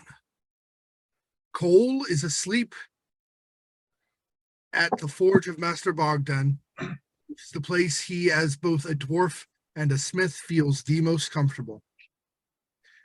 While Luca and Oldie and Florenta are sitting at a table in the corner of the inn talking to Vindus Aristides, Master Bard and Master Philosopher of the Successor States of Rega, Professor Emeritus of the College of Rhetoric, possibly the most well-known historian on the continent. Very few people had any idea what he looked like, as he doesn't put pictures of himself in his books. Or themselves. The name is masculine, but the individual does not seem to act masculine or care. At any rate, you were curious. Well, I should say, it is most likely critical for you to receive as much intelligence about the dangers that face you as possible. The abbreviated version, only because we need the critical facts, but we don't have the weeks it would likely take to learn everything. Possibly months. It's a long history. As I was saying before, it was only in the last third of his life, after the death of his third wife in childbirth, and the death of 4 children before they reached the age of 6 across his life. It was in that last third of his life that he turned to, at first, disdain, disillusionment, but then to darker and stranger things as time went on. An enjoyment of cruelty, perhaps, or cruelty for some purpose no one else could see. It is believed it is during that period that he dedicated himself to Matus, because the god of secrets might hold the secret to why his children kept dying. It is unfortunate in the world that we live in, no matter how much the gods love us, they can't fix everything. They can't protect everyone. The world is flawed, not because of what the gods did, but because of what Invidia and Interitus and Matus and Rixa did. The gods are powerful and they love us and they made our world, but individually speaking, each of the Dark Three is more powerful than any two of the other gods. Or so I've been told. The thing they were made from was older. Its age, Invidia's age compared to our world, is like comparing the age of a mayfly to the 1,000-year lifespan of an elf. That's our world, is the mayfly. You understand? And we don't know how many nascent gods she ate before Savios woke up in time to stop it.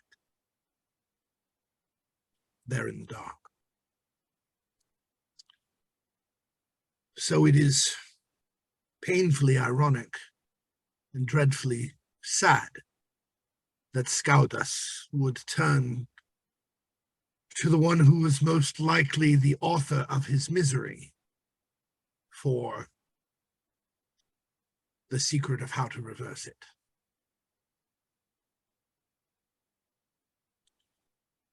We don't know what he learned because he never left any books behind. I believe it was said that certain books were entombed with him. So it may be that we can learn some interesting facts about very ancient history and the tactics of the enemy, as it were. So from my perspective, amongst the treasures of the tomb that you might be well interested in, Florenta, those books actually loom fairly large, though I would not open them without proper safeguards, were I you.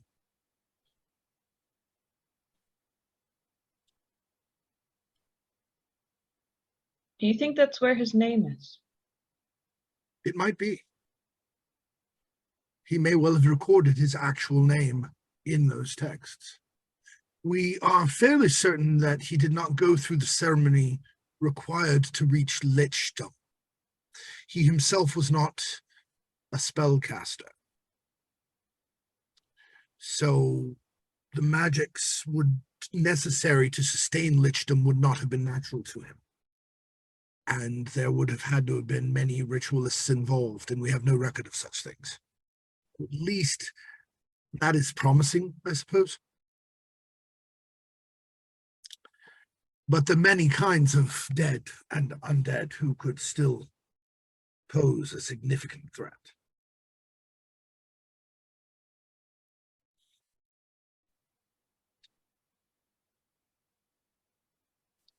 So, Do you know? Go ahead. Luca?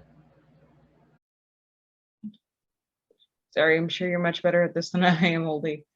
Do you know if the first marriages were political? Maybe that's why the last one had more of an impact? What if it was a love match after the first two?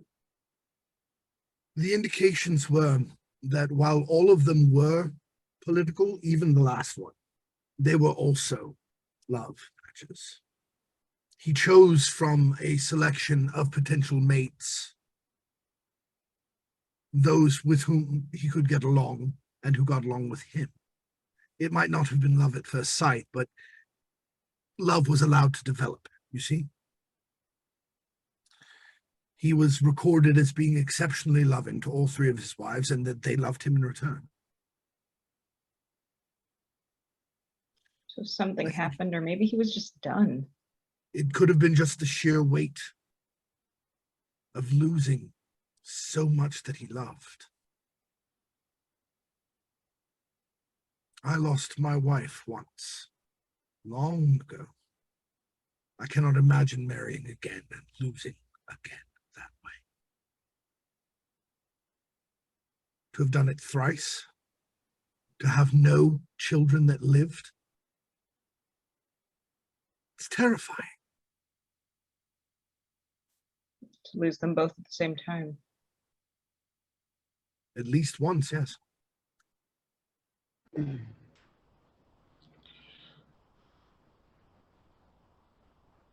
I heard of an ancient rhyme.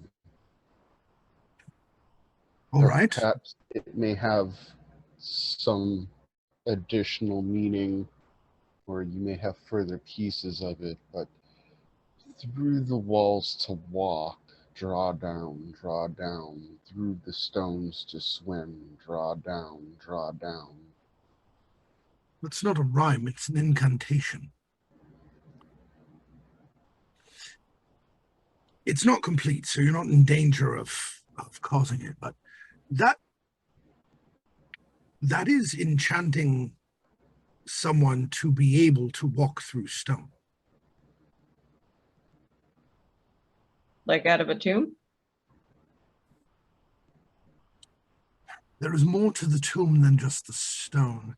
Normally such things are warded on the outside, as you'd expect, as I'm sure you and Oldie are actually aware, and your companion Cole even more so were he here. But the tomb itself could be quite complicated. And if there are creatures within it who can move through stone, that's a significant danger. I do not like stone swimming zombies. It does not Personally. sound pleasant. But if Jack, zombies, I would say you are extraordinarily lucky. Zombies are slow and not very intelligent. Fair point. It's more likely to be an intelligent creature of some kind.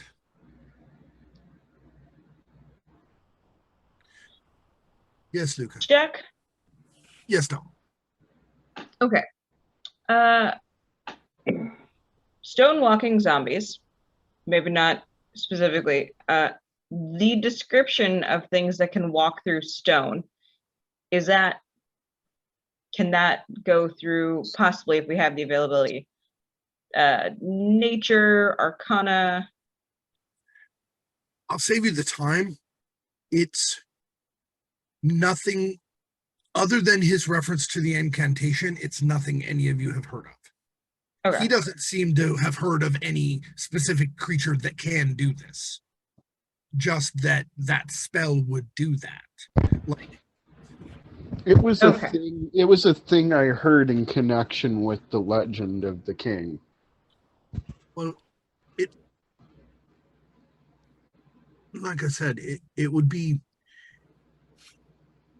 There are magics, as again your friend Cole is probably aware, that allow one to meld with stone, and others that allow one to move through walls. The way that sounds, they've combined them into something that lets a creature that would not normally be able to pass through stone as if it were air. Now, the one set of creatures that we should be aware of that could normally do so would be earth elementals and their various kinds. But then you wouldn't require an enchantment to cause it. No. So if he wasn't magically inclined,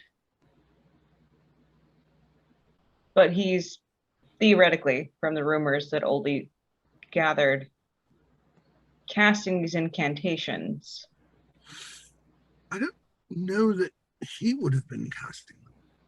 Right. If he needed to become undead and needed to do so quietly, meaning not a large group paying attention, then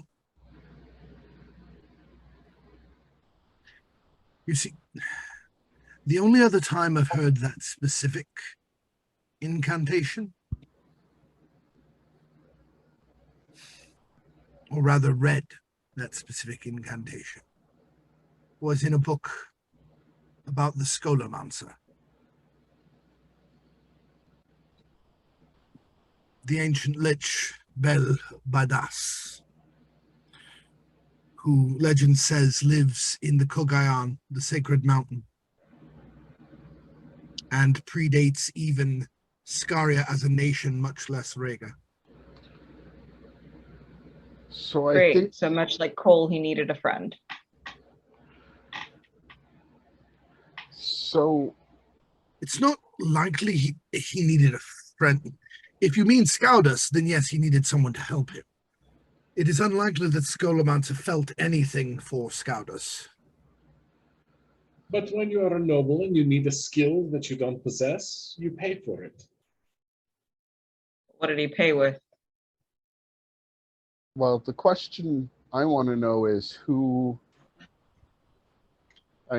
or exactly how he was entombed and things were enchanted might be able to tell us something helpful or warn us of something horrible. I don't know how the enchantment was done, you see, because that was not recorded except perhaps in the books that would be within. But I do know that the tomb was made in the style of his ancestors, the great mounded tumulus, taking the top of the hill and digging into it and then all of the stone and earth that is removed from the interior tunnels is piled on top of the hill in increasingly smaller steps up to the opening. A tumulus tomb of that sort suggests that it is a fairly deep and complicated tomb, not a simple shaft with a coffin.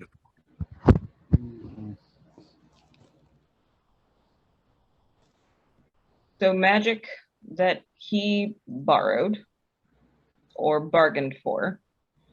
Or was given for some purpose known only to the Scolomancer. I hope we will never get a chance to ask him. And I'm okay with that. Buried with friends, servants, as Florenta pointed out. So possibly any number of other undead.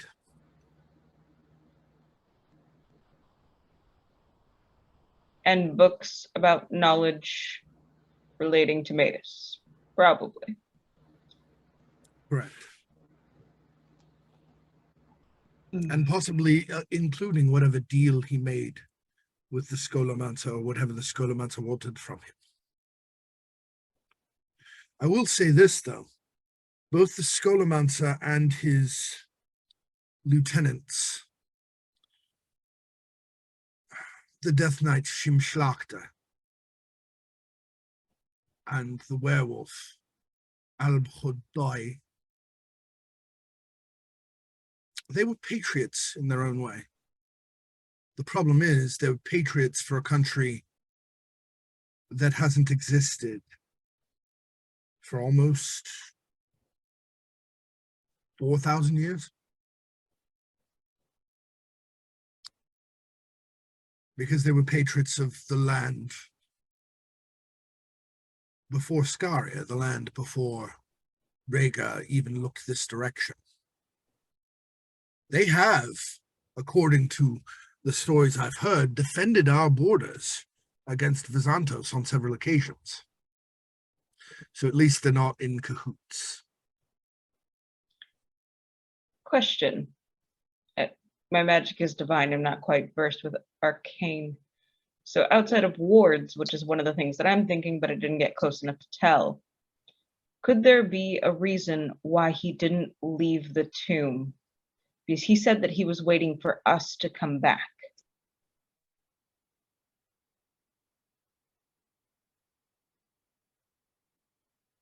Unfortunately, that suggests it's a trap. It suggests he needs you for something. I mean, he needed Andros for a sacrifice.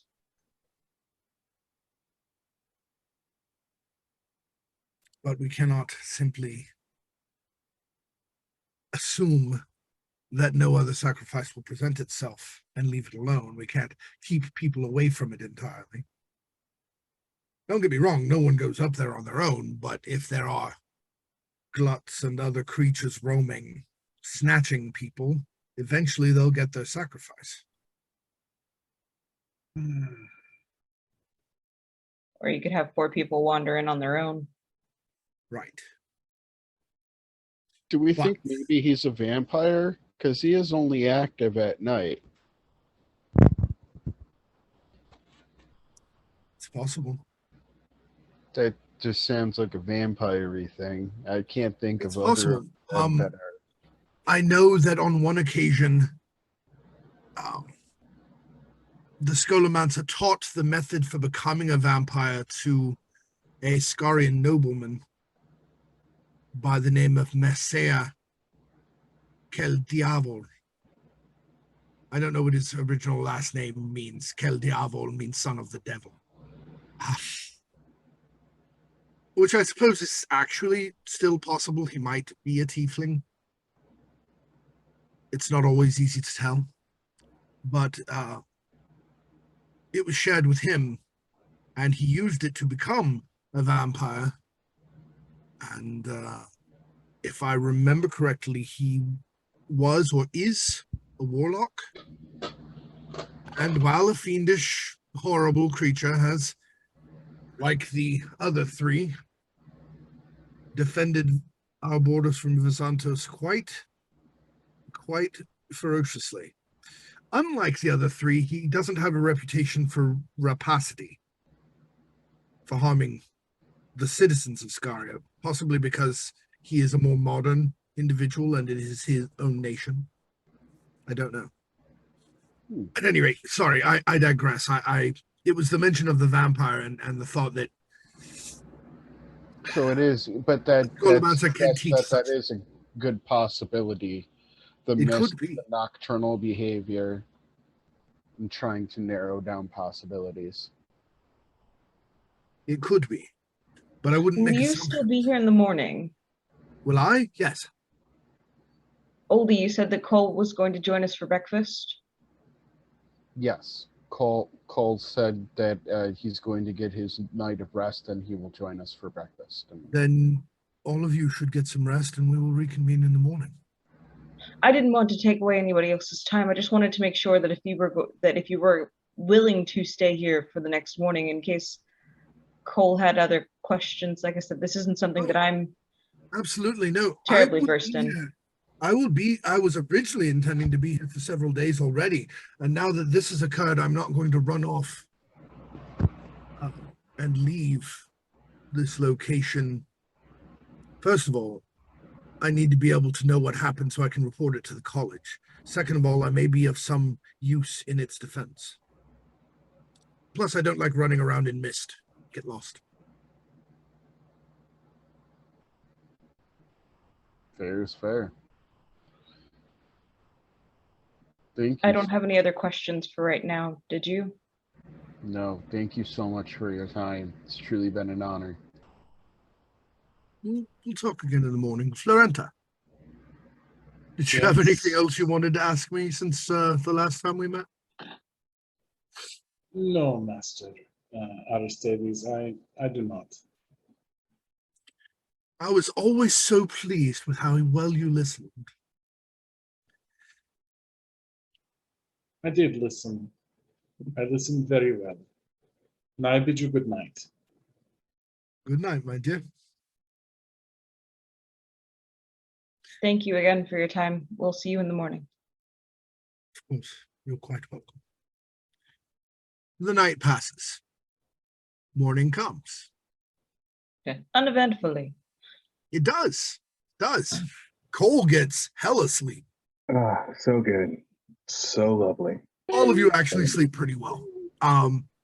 There was an earlier invocation to the gods in the temple, asking for peace and rest and that sort of thing. And so it is granted. You all sleep very well. We like peace. Peace is and, good. Even the more worrisome things you encountered yesterday are less heavy on your mind.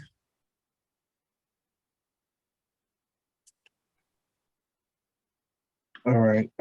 Cole is, up. I know the sun shows up late, but he knows when morning is. So he's up very early. He sets to work on his morning forge. I'm gonna do the blessing for the +1 to his hammer today. Okay. Just seems like that might be important. And then just because there are plenty of creatures that have to be hit with magical weapons. Yeah. That. Mm-hmm. And so we're gonna head to. I'm gonna head to the inn. I will make sure again, just give a blessing to Master Bogdan's forge. Just in thanks, I will probably leave just a small token for him, just in gratitude. His forge is primed and ready by the time he wakes up in the morning. Did you want to buy your glut friend a better axe? Make it, but yes. Well, yeah, but making it takes about an hour. I know. Well, it takes about an hour to prepare my spells, right? Yes, and they can't actually be done at the same time. I feel like you can. That's fine. You're allowed to feel however you like, and I'm allowed to say that is incorrect. Fine. He zones out while working at the forge and thinks about his spells. That makes perfect sense. That's you. correct. And the zoning out makes it impossible to concentrate on the doing a thing. Oh, fine. Yeah, then I will buy him an axe. Very good. And die a little inside. Well, Master Bogdan does good work, so I know it's going to be good quality. I'm not really concerned. It's fine. Yep. I should have built it last night, but I was like, I need to go sleep. And it's better than what he had. It's true. It's not an abomination. So I do love how you regard his like the Glot axe as like an abomination against all that is holy and right. it is an abomination. All right. So you gather back together at the table in the morning. You haven't really even asked, but breakfasts are provided to you of the kind that you have already had recently. Whatever kinds of things you seem to like, that's the kind you get, although it's not the exact same stuff, mainly because nobody has stores of the exact same stuff in a middle-aged setting, unless they have a lot of that thing. Right. So there's plenty of mutton. Fantastic. Luca likes food, so. Cole is there in the morning. And Master Piero makes very good food, so you sit down at the table with this extraordinarily attractive silver-haired elf being. And in a mellifluous voice, they say, well, welcome back. You all seem well rested. That's good. Yes. I thought it proper to get a good night's sleep for what we have ahead of us. That seems wise. I am Cole Igniades. Yes. Vindis Aristides, and I'm well aware who you are. Yeah. He knows we're besties. I'm sorry. You said Vindis Aristides. I did. I have read all of your books. It is an honor. That touches my heart. I'm glad that you have been interested in bestiaries and histories and all that sort of thing. Yes, it was important, and you had records of particular artifacts and arms and armor of note. I did. It was all helpful. At some point, I will show you some of the more extensive archives. I haven't published everything for general consumption. That would be wonderful. Though I would be remiss if I did not say that my friend Oldie, we are friends now. Please stop. Please, it's far too early in the morning. As a scholar, I feel he should also see these archives if you would allow. Oh, well, it's relatively easy to accomplish. He doesn't even need me to get into the college, as he went to the same college I did.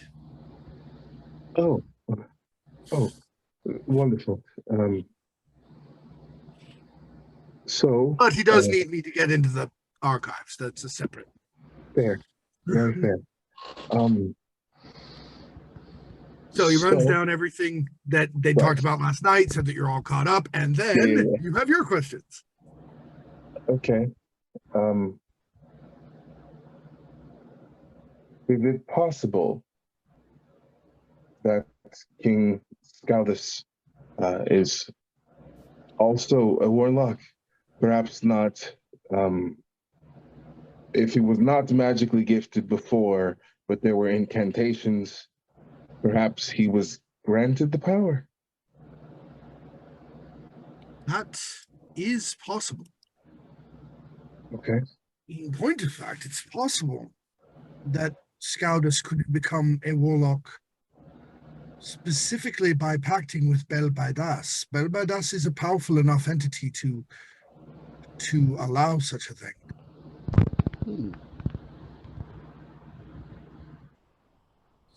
To translate that into game terms, if that were the case, he would have been a warlock of the Undying. Undying, which yeah.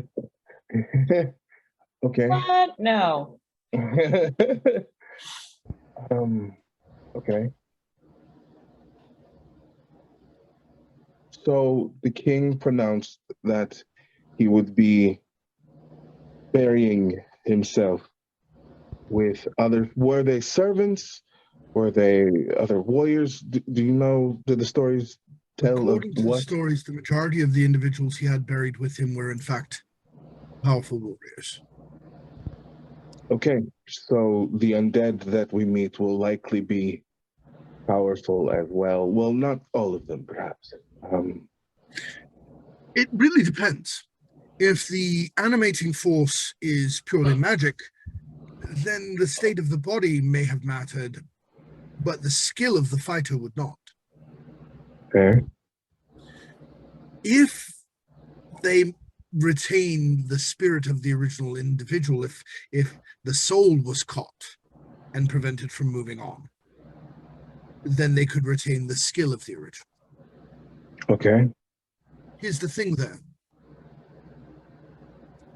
Except under specific circumstances of infection or possession, it's very hard to make someone into an undead of that kind unwillingly.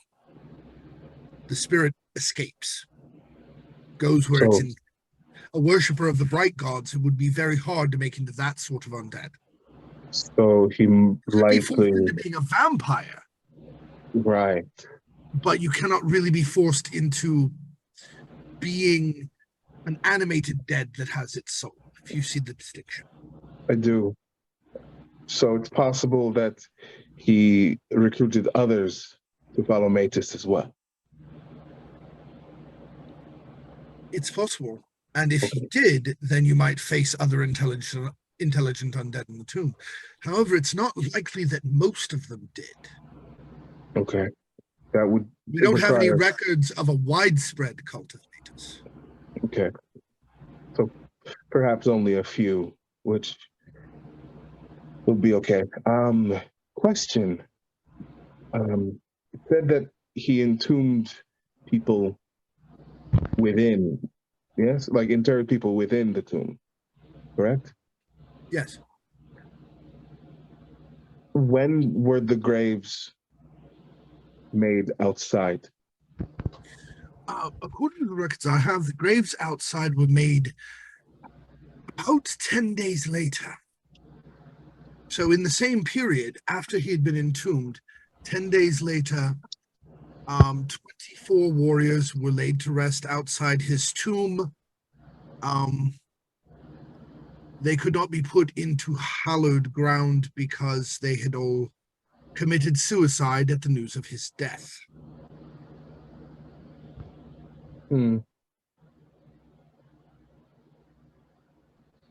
Oldie, you had something to say?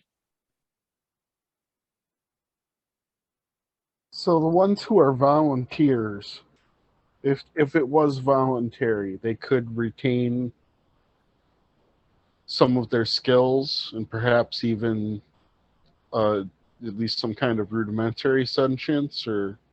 Oh no, they could be completely sentient. They could retain skills, intellect, personality, all of it. If it was voluntary.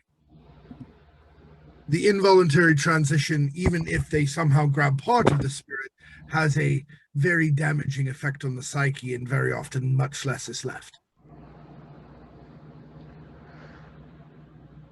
Suicides sound voluntary to me. But 24? That seems... 10 days later, 24 of them. All at the same time? Yeah, it's just the between it being an exact count of days and It seems 10 awkward, day, doesn't it? yeah, a 10 day and 2 dozen all committing suicide at the same time. Sounds And more why like would they delay their suicide? Why would it all be at the same time? And why would they delay their suicides for a full 10 day? Unless there was some purpose to it, especially the way they're laid out in line with the entrance of the tomb. I think they're supposed to be the doorman. The honor guard. Possibly. It would take at most 10 days to die of thirst. It could happen as quickly as 3 days. But people have been known to live as long as 10. But in the moments when you are lost in the dark, in a tomb, who knows what things you will make bargains with to make the pain stop?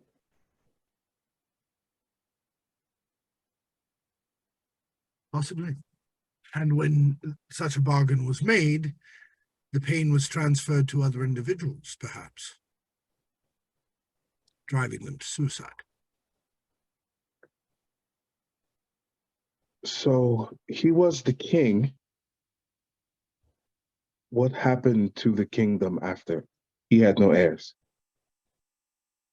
It was taken over by a cousin, and it fell into disrepair. And over a relatively short period of time, it did, in fact, finally, perhaps 100 years later, actually fall to worship of the dark gods,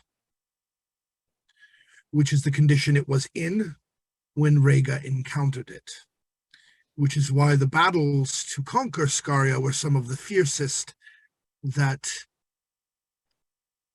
the great hero Magnus ever faced. Other than the Serpent War itself, of course. So the theme is grief. If you think about it, it was grief that led to the king's own peril. It was grief that took the 24 soldiers. Unresolved grief, as his name suggests. Indeed. There Of itself is not a bad thing. What is grief, really? It's missing what we've lost. It's loving something we can't touch anymore.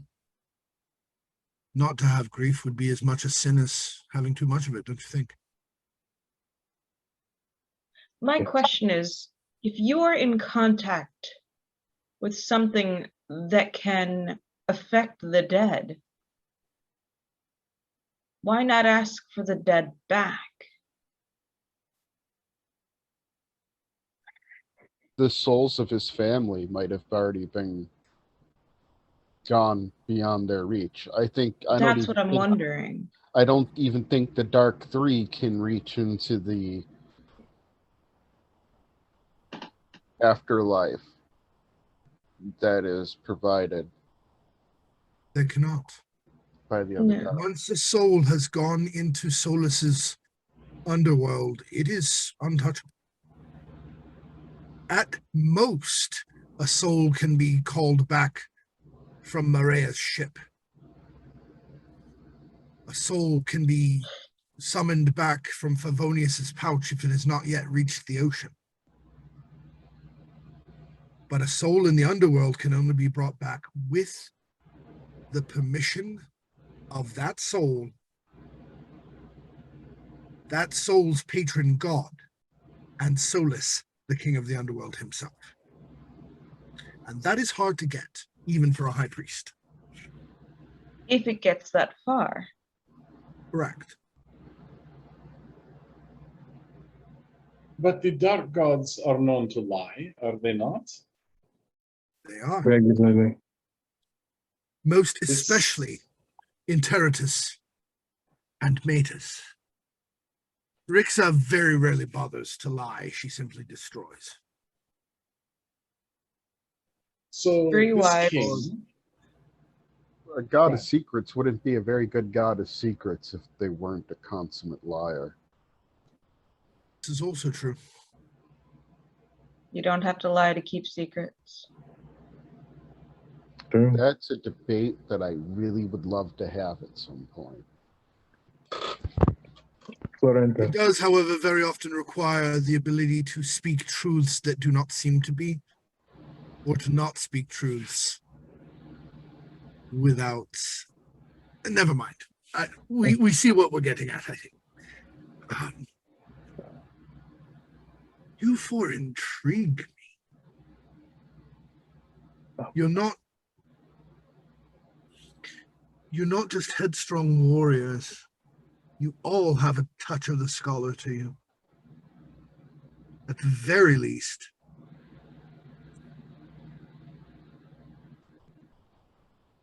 I will be following your career quite avidly if you make it back out of the tomb.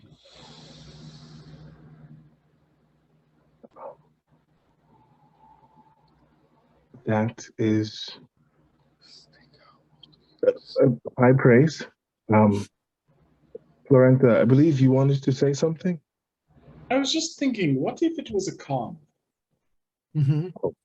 What if More they than- told him he would get his family back if he did these things? And then they made him a slave. That would be That's- classic. That would follow the pattern, yes. Quite possible. I have one more question, and then I believe, unless anyone else has something, that we are ready to go. Very well. Ask your question. I know that divine magic works perfectly fine against the undead. Are there any, let's see, older superstitions or old traditions in regards to the dead from back then that are still known? Not greatly different than you'd expect. Silver very often works against many of the undead, not all.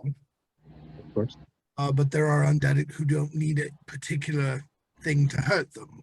You know, it doesn't take a lot of, it doesn't take a magical weapon or a silver weapon to cut down a zombie. You just have to have a sharp edge. It doesn't have to be silver or magic to take out a skeleton. You just need a dull object to bash them with. Other than that, very often silver, in some cases iron can be of value. Fire. Fire is useful, but even more so that thing that you and Luca have access to. The fire of the gods themselves. Yes. That is almost always the most effective weapon against the undead. Occasionally, particularly the vile undead are also vulnerable to thunder and lightning because of saviors being angry at them. Always useful.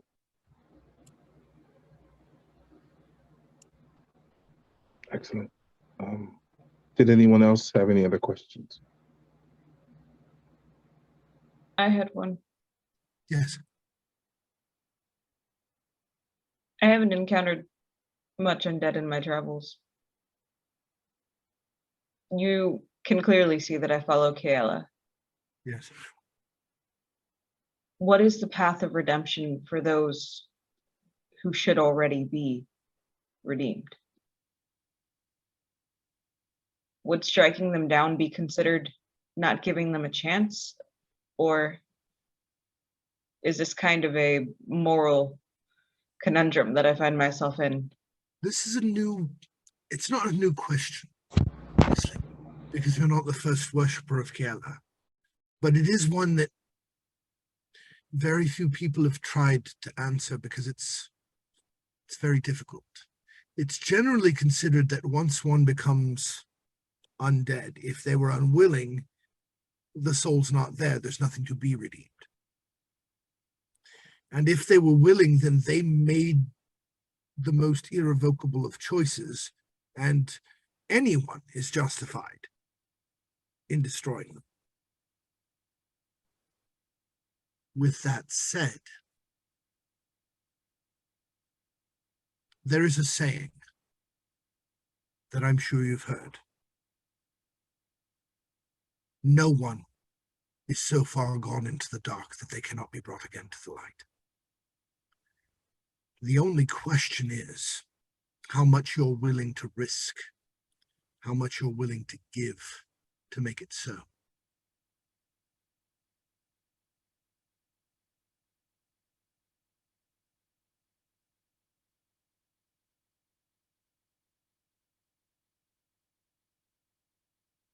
I'll need to go to the temple before we leave. That would be wise, possibly for all of you, even you, Florenta. There are several gods who would likely smile on you, regardless of what it is you think you've been doing. I told you, Florenta. Come on. Come love the gods with us. It'll be great. I will go to the smith and buy a silver weapon, but thank you. Come on, just a little blessing. Now. The gods also gave us free will. The lady said no.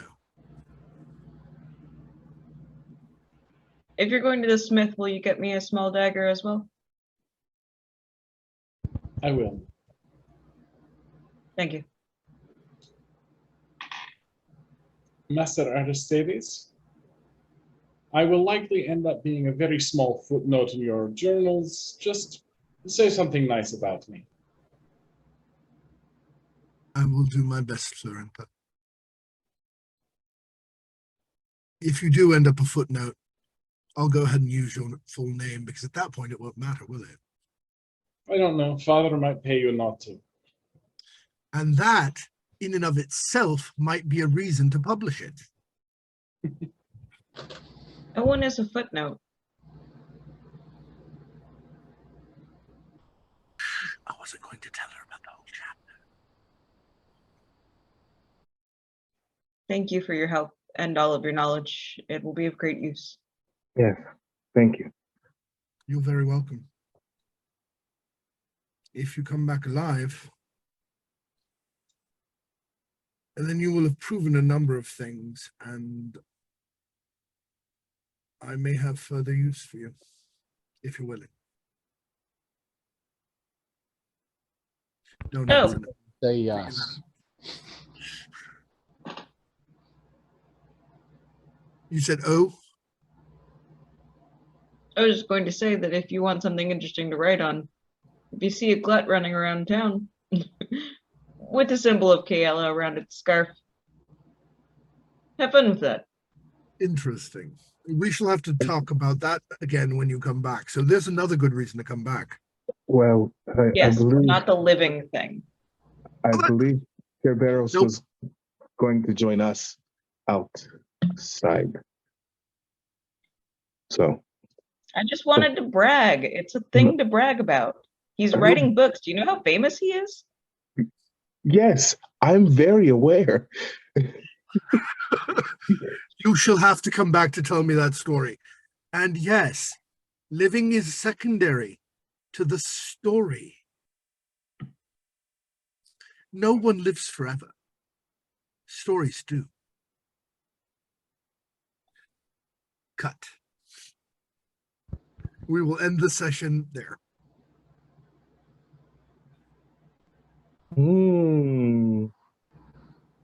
Gonna crack that tomb open like a sweet little egg next week. It's already cracked open. That's the problem. I am so worried about Oldie's vampire theory. I don't want it to be a vampire. I don't know what I want it to be, but not a vampire, probably. I don't know. I'm just saying mist, nocturnal, undead. Well, see, we only got to it at night. He said he had time to prepare. Thank you all for watching. As you can see, my players are very excited with our play. which I'm very appreciative of. This has been the Successor States of Rega, Tomb of Sorrows, a D&D actual play benefiting the National Network of Abortion Funds, because even dead bodies have rights, so should living people. Yeah. Now, Q, take us out. Oh, hi. I didn't see you there. I'm Q. You can find me at Dorian_Black on Twitter, and it's Dorian_Black with a Q on Twitch. I don't really do nothing, but you'll see me. This is a very important cause, and I'm so happy to be doing this, and having a great time while doing so. So it's fantastic. Justina. I'm Justina. You can find me on Twitter under Justina Revolution, and enjoying the hell out of this. And please, please, please donate to the Network of Abortion Funds. It is so important. Rev. Hi, I'm Rev. I write the games for Thought Police, which you can find on Twitter as _Thought Police. And I'd just like to say everybody here is ThinkPol approved. We love all these players and Jack, and they're incredible, and our host. So support all of them, and please donate. And I'd hate to be the one speaking of donations to remind people of this, but you can give us a bad time by making a donation, or a good time, but we do have a bad time pending that we didn't quite get to because we were doing the prep and research. I'm sorry, I gotta be honest. Come on, Q. Oh no, I had it marked down. I have a tally board. Big snitch energy. But keep in mind, each of you also has an inspiration point, except for Rev, who used his. I did. Del. Hello, I am Del, at Del Deliriums, or Delirium is Delight on any of my various handles. I am absolutely and utterly enjoying the heck out of this, as far as all of the brain teasing, and now with the thought of Luca going, I didn't think that was a vampire. Why didn't I think of that? But the biggest note about this is a very, very important cause. Even corpses, as Jack said, have bodily autonomy, just like the king in the Tomb of Sorrows, even though we don't want him to have a body. So please, please, please donate. Give us a hard time. Give us a break. Get all of the cool stuff that Jack made. But please donate to this cause. Even $1 helps. Every little bit, it all adds up. I have been Jack Kellum, Jack Gogsbane, Jack the Giant Killer of Gods and Game Masters. You can find me any number of places, but the most important place you can find me is right here next week, running this game for these wonderful players for this great cause. Lion? Thank you so much to the amazing players, our incredible DM. This was absolutely phenomenal. Thank you, everyone who's been hanging out, who's been watching these games. Thank you for your donations. Thank you for being a presence in the chat. Thank you for being around for any of this and all of the support, whether it be through direct donations, sharing this, telling people about it. Everything helps. Every cent, every dollar, from $1 to $100 or more, goes directly to the National Network of Abortion Funds, and then that goes out to help people with travel, logistics, medical, sometimes temporary housing expenses as well, so that they can keep their bodily autonomy. I know we've all said it a bunch of times, but corpses have bodily autonomy. There is zero excuse for anyone else. With that said, you can see us back here tomorrow for a very exciting two-part event. The first part of it, at least. Veil of the Void, the Dead Planet. Definitely come back and check that out. And then after that, we'll be back next week on Monday with Terror Bone Gulch. That's going to be really good, too. We'll have more information on other episodes coming up through the rest of the month. Thank you again to everyone. Donate, get the cool stuff, help people out, make their lives worse, or help them. Either one is fine. The party, not actual people. Help us. I mean, Help. what? But thank you so much once again, everyone, for being here. Remember, we also have a Discord. Come jump in our Discord. It's the best way to get announcements on all of our games, being cast in all of them, being able to be part of these charity drives, because that's where we're going to be working with people to set up the next ones. Because trust me, after the amazing turnout we've had, there will be more. But for now, thank you everyone for being here. Have a great night. Bye. Bye. Have a good night, guys.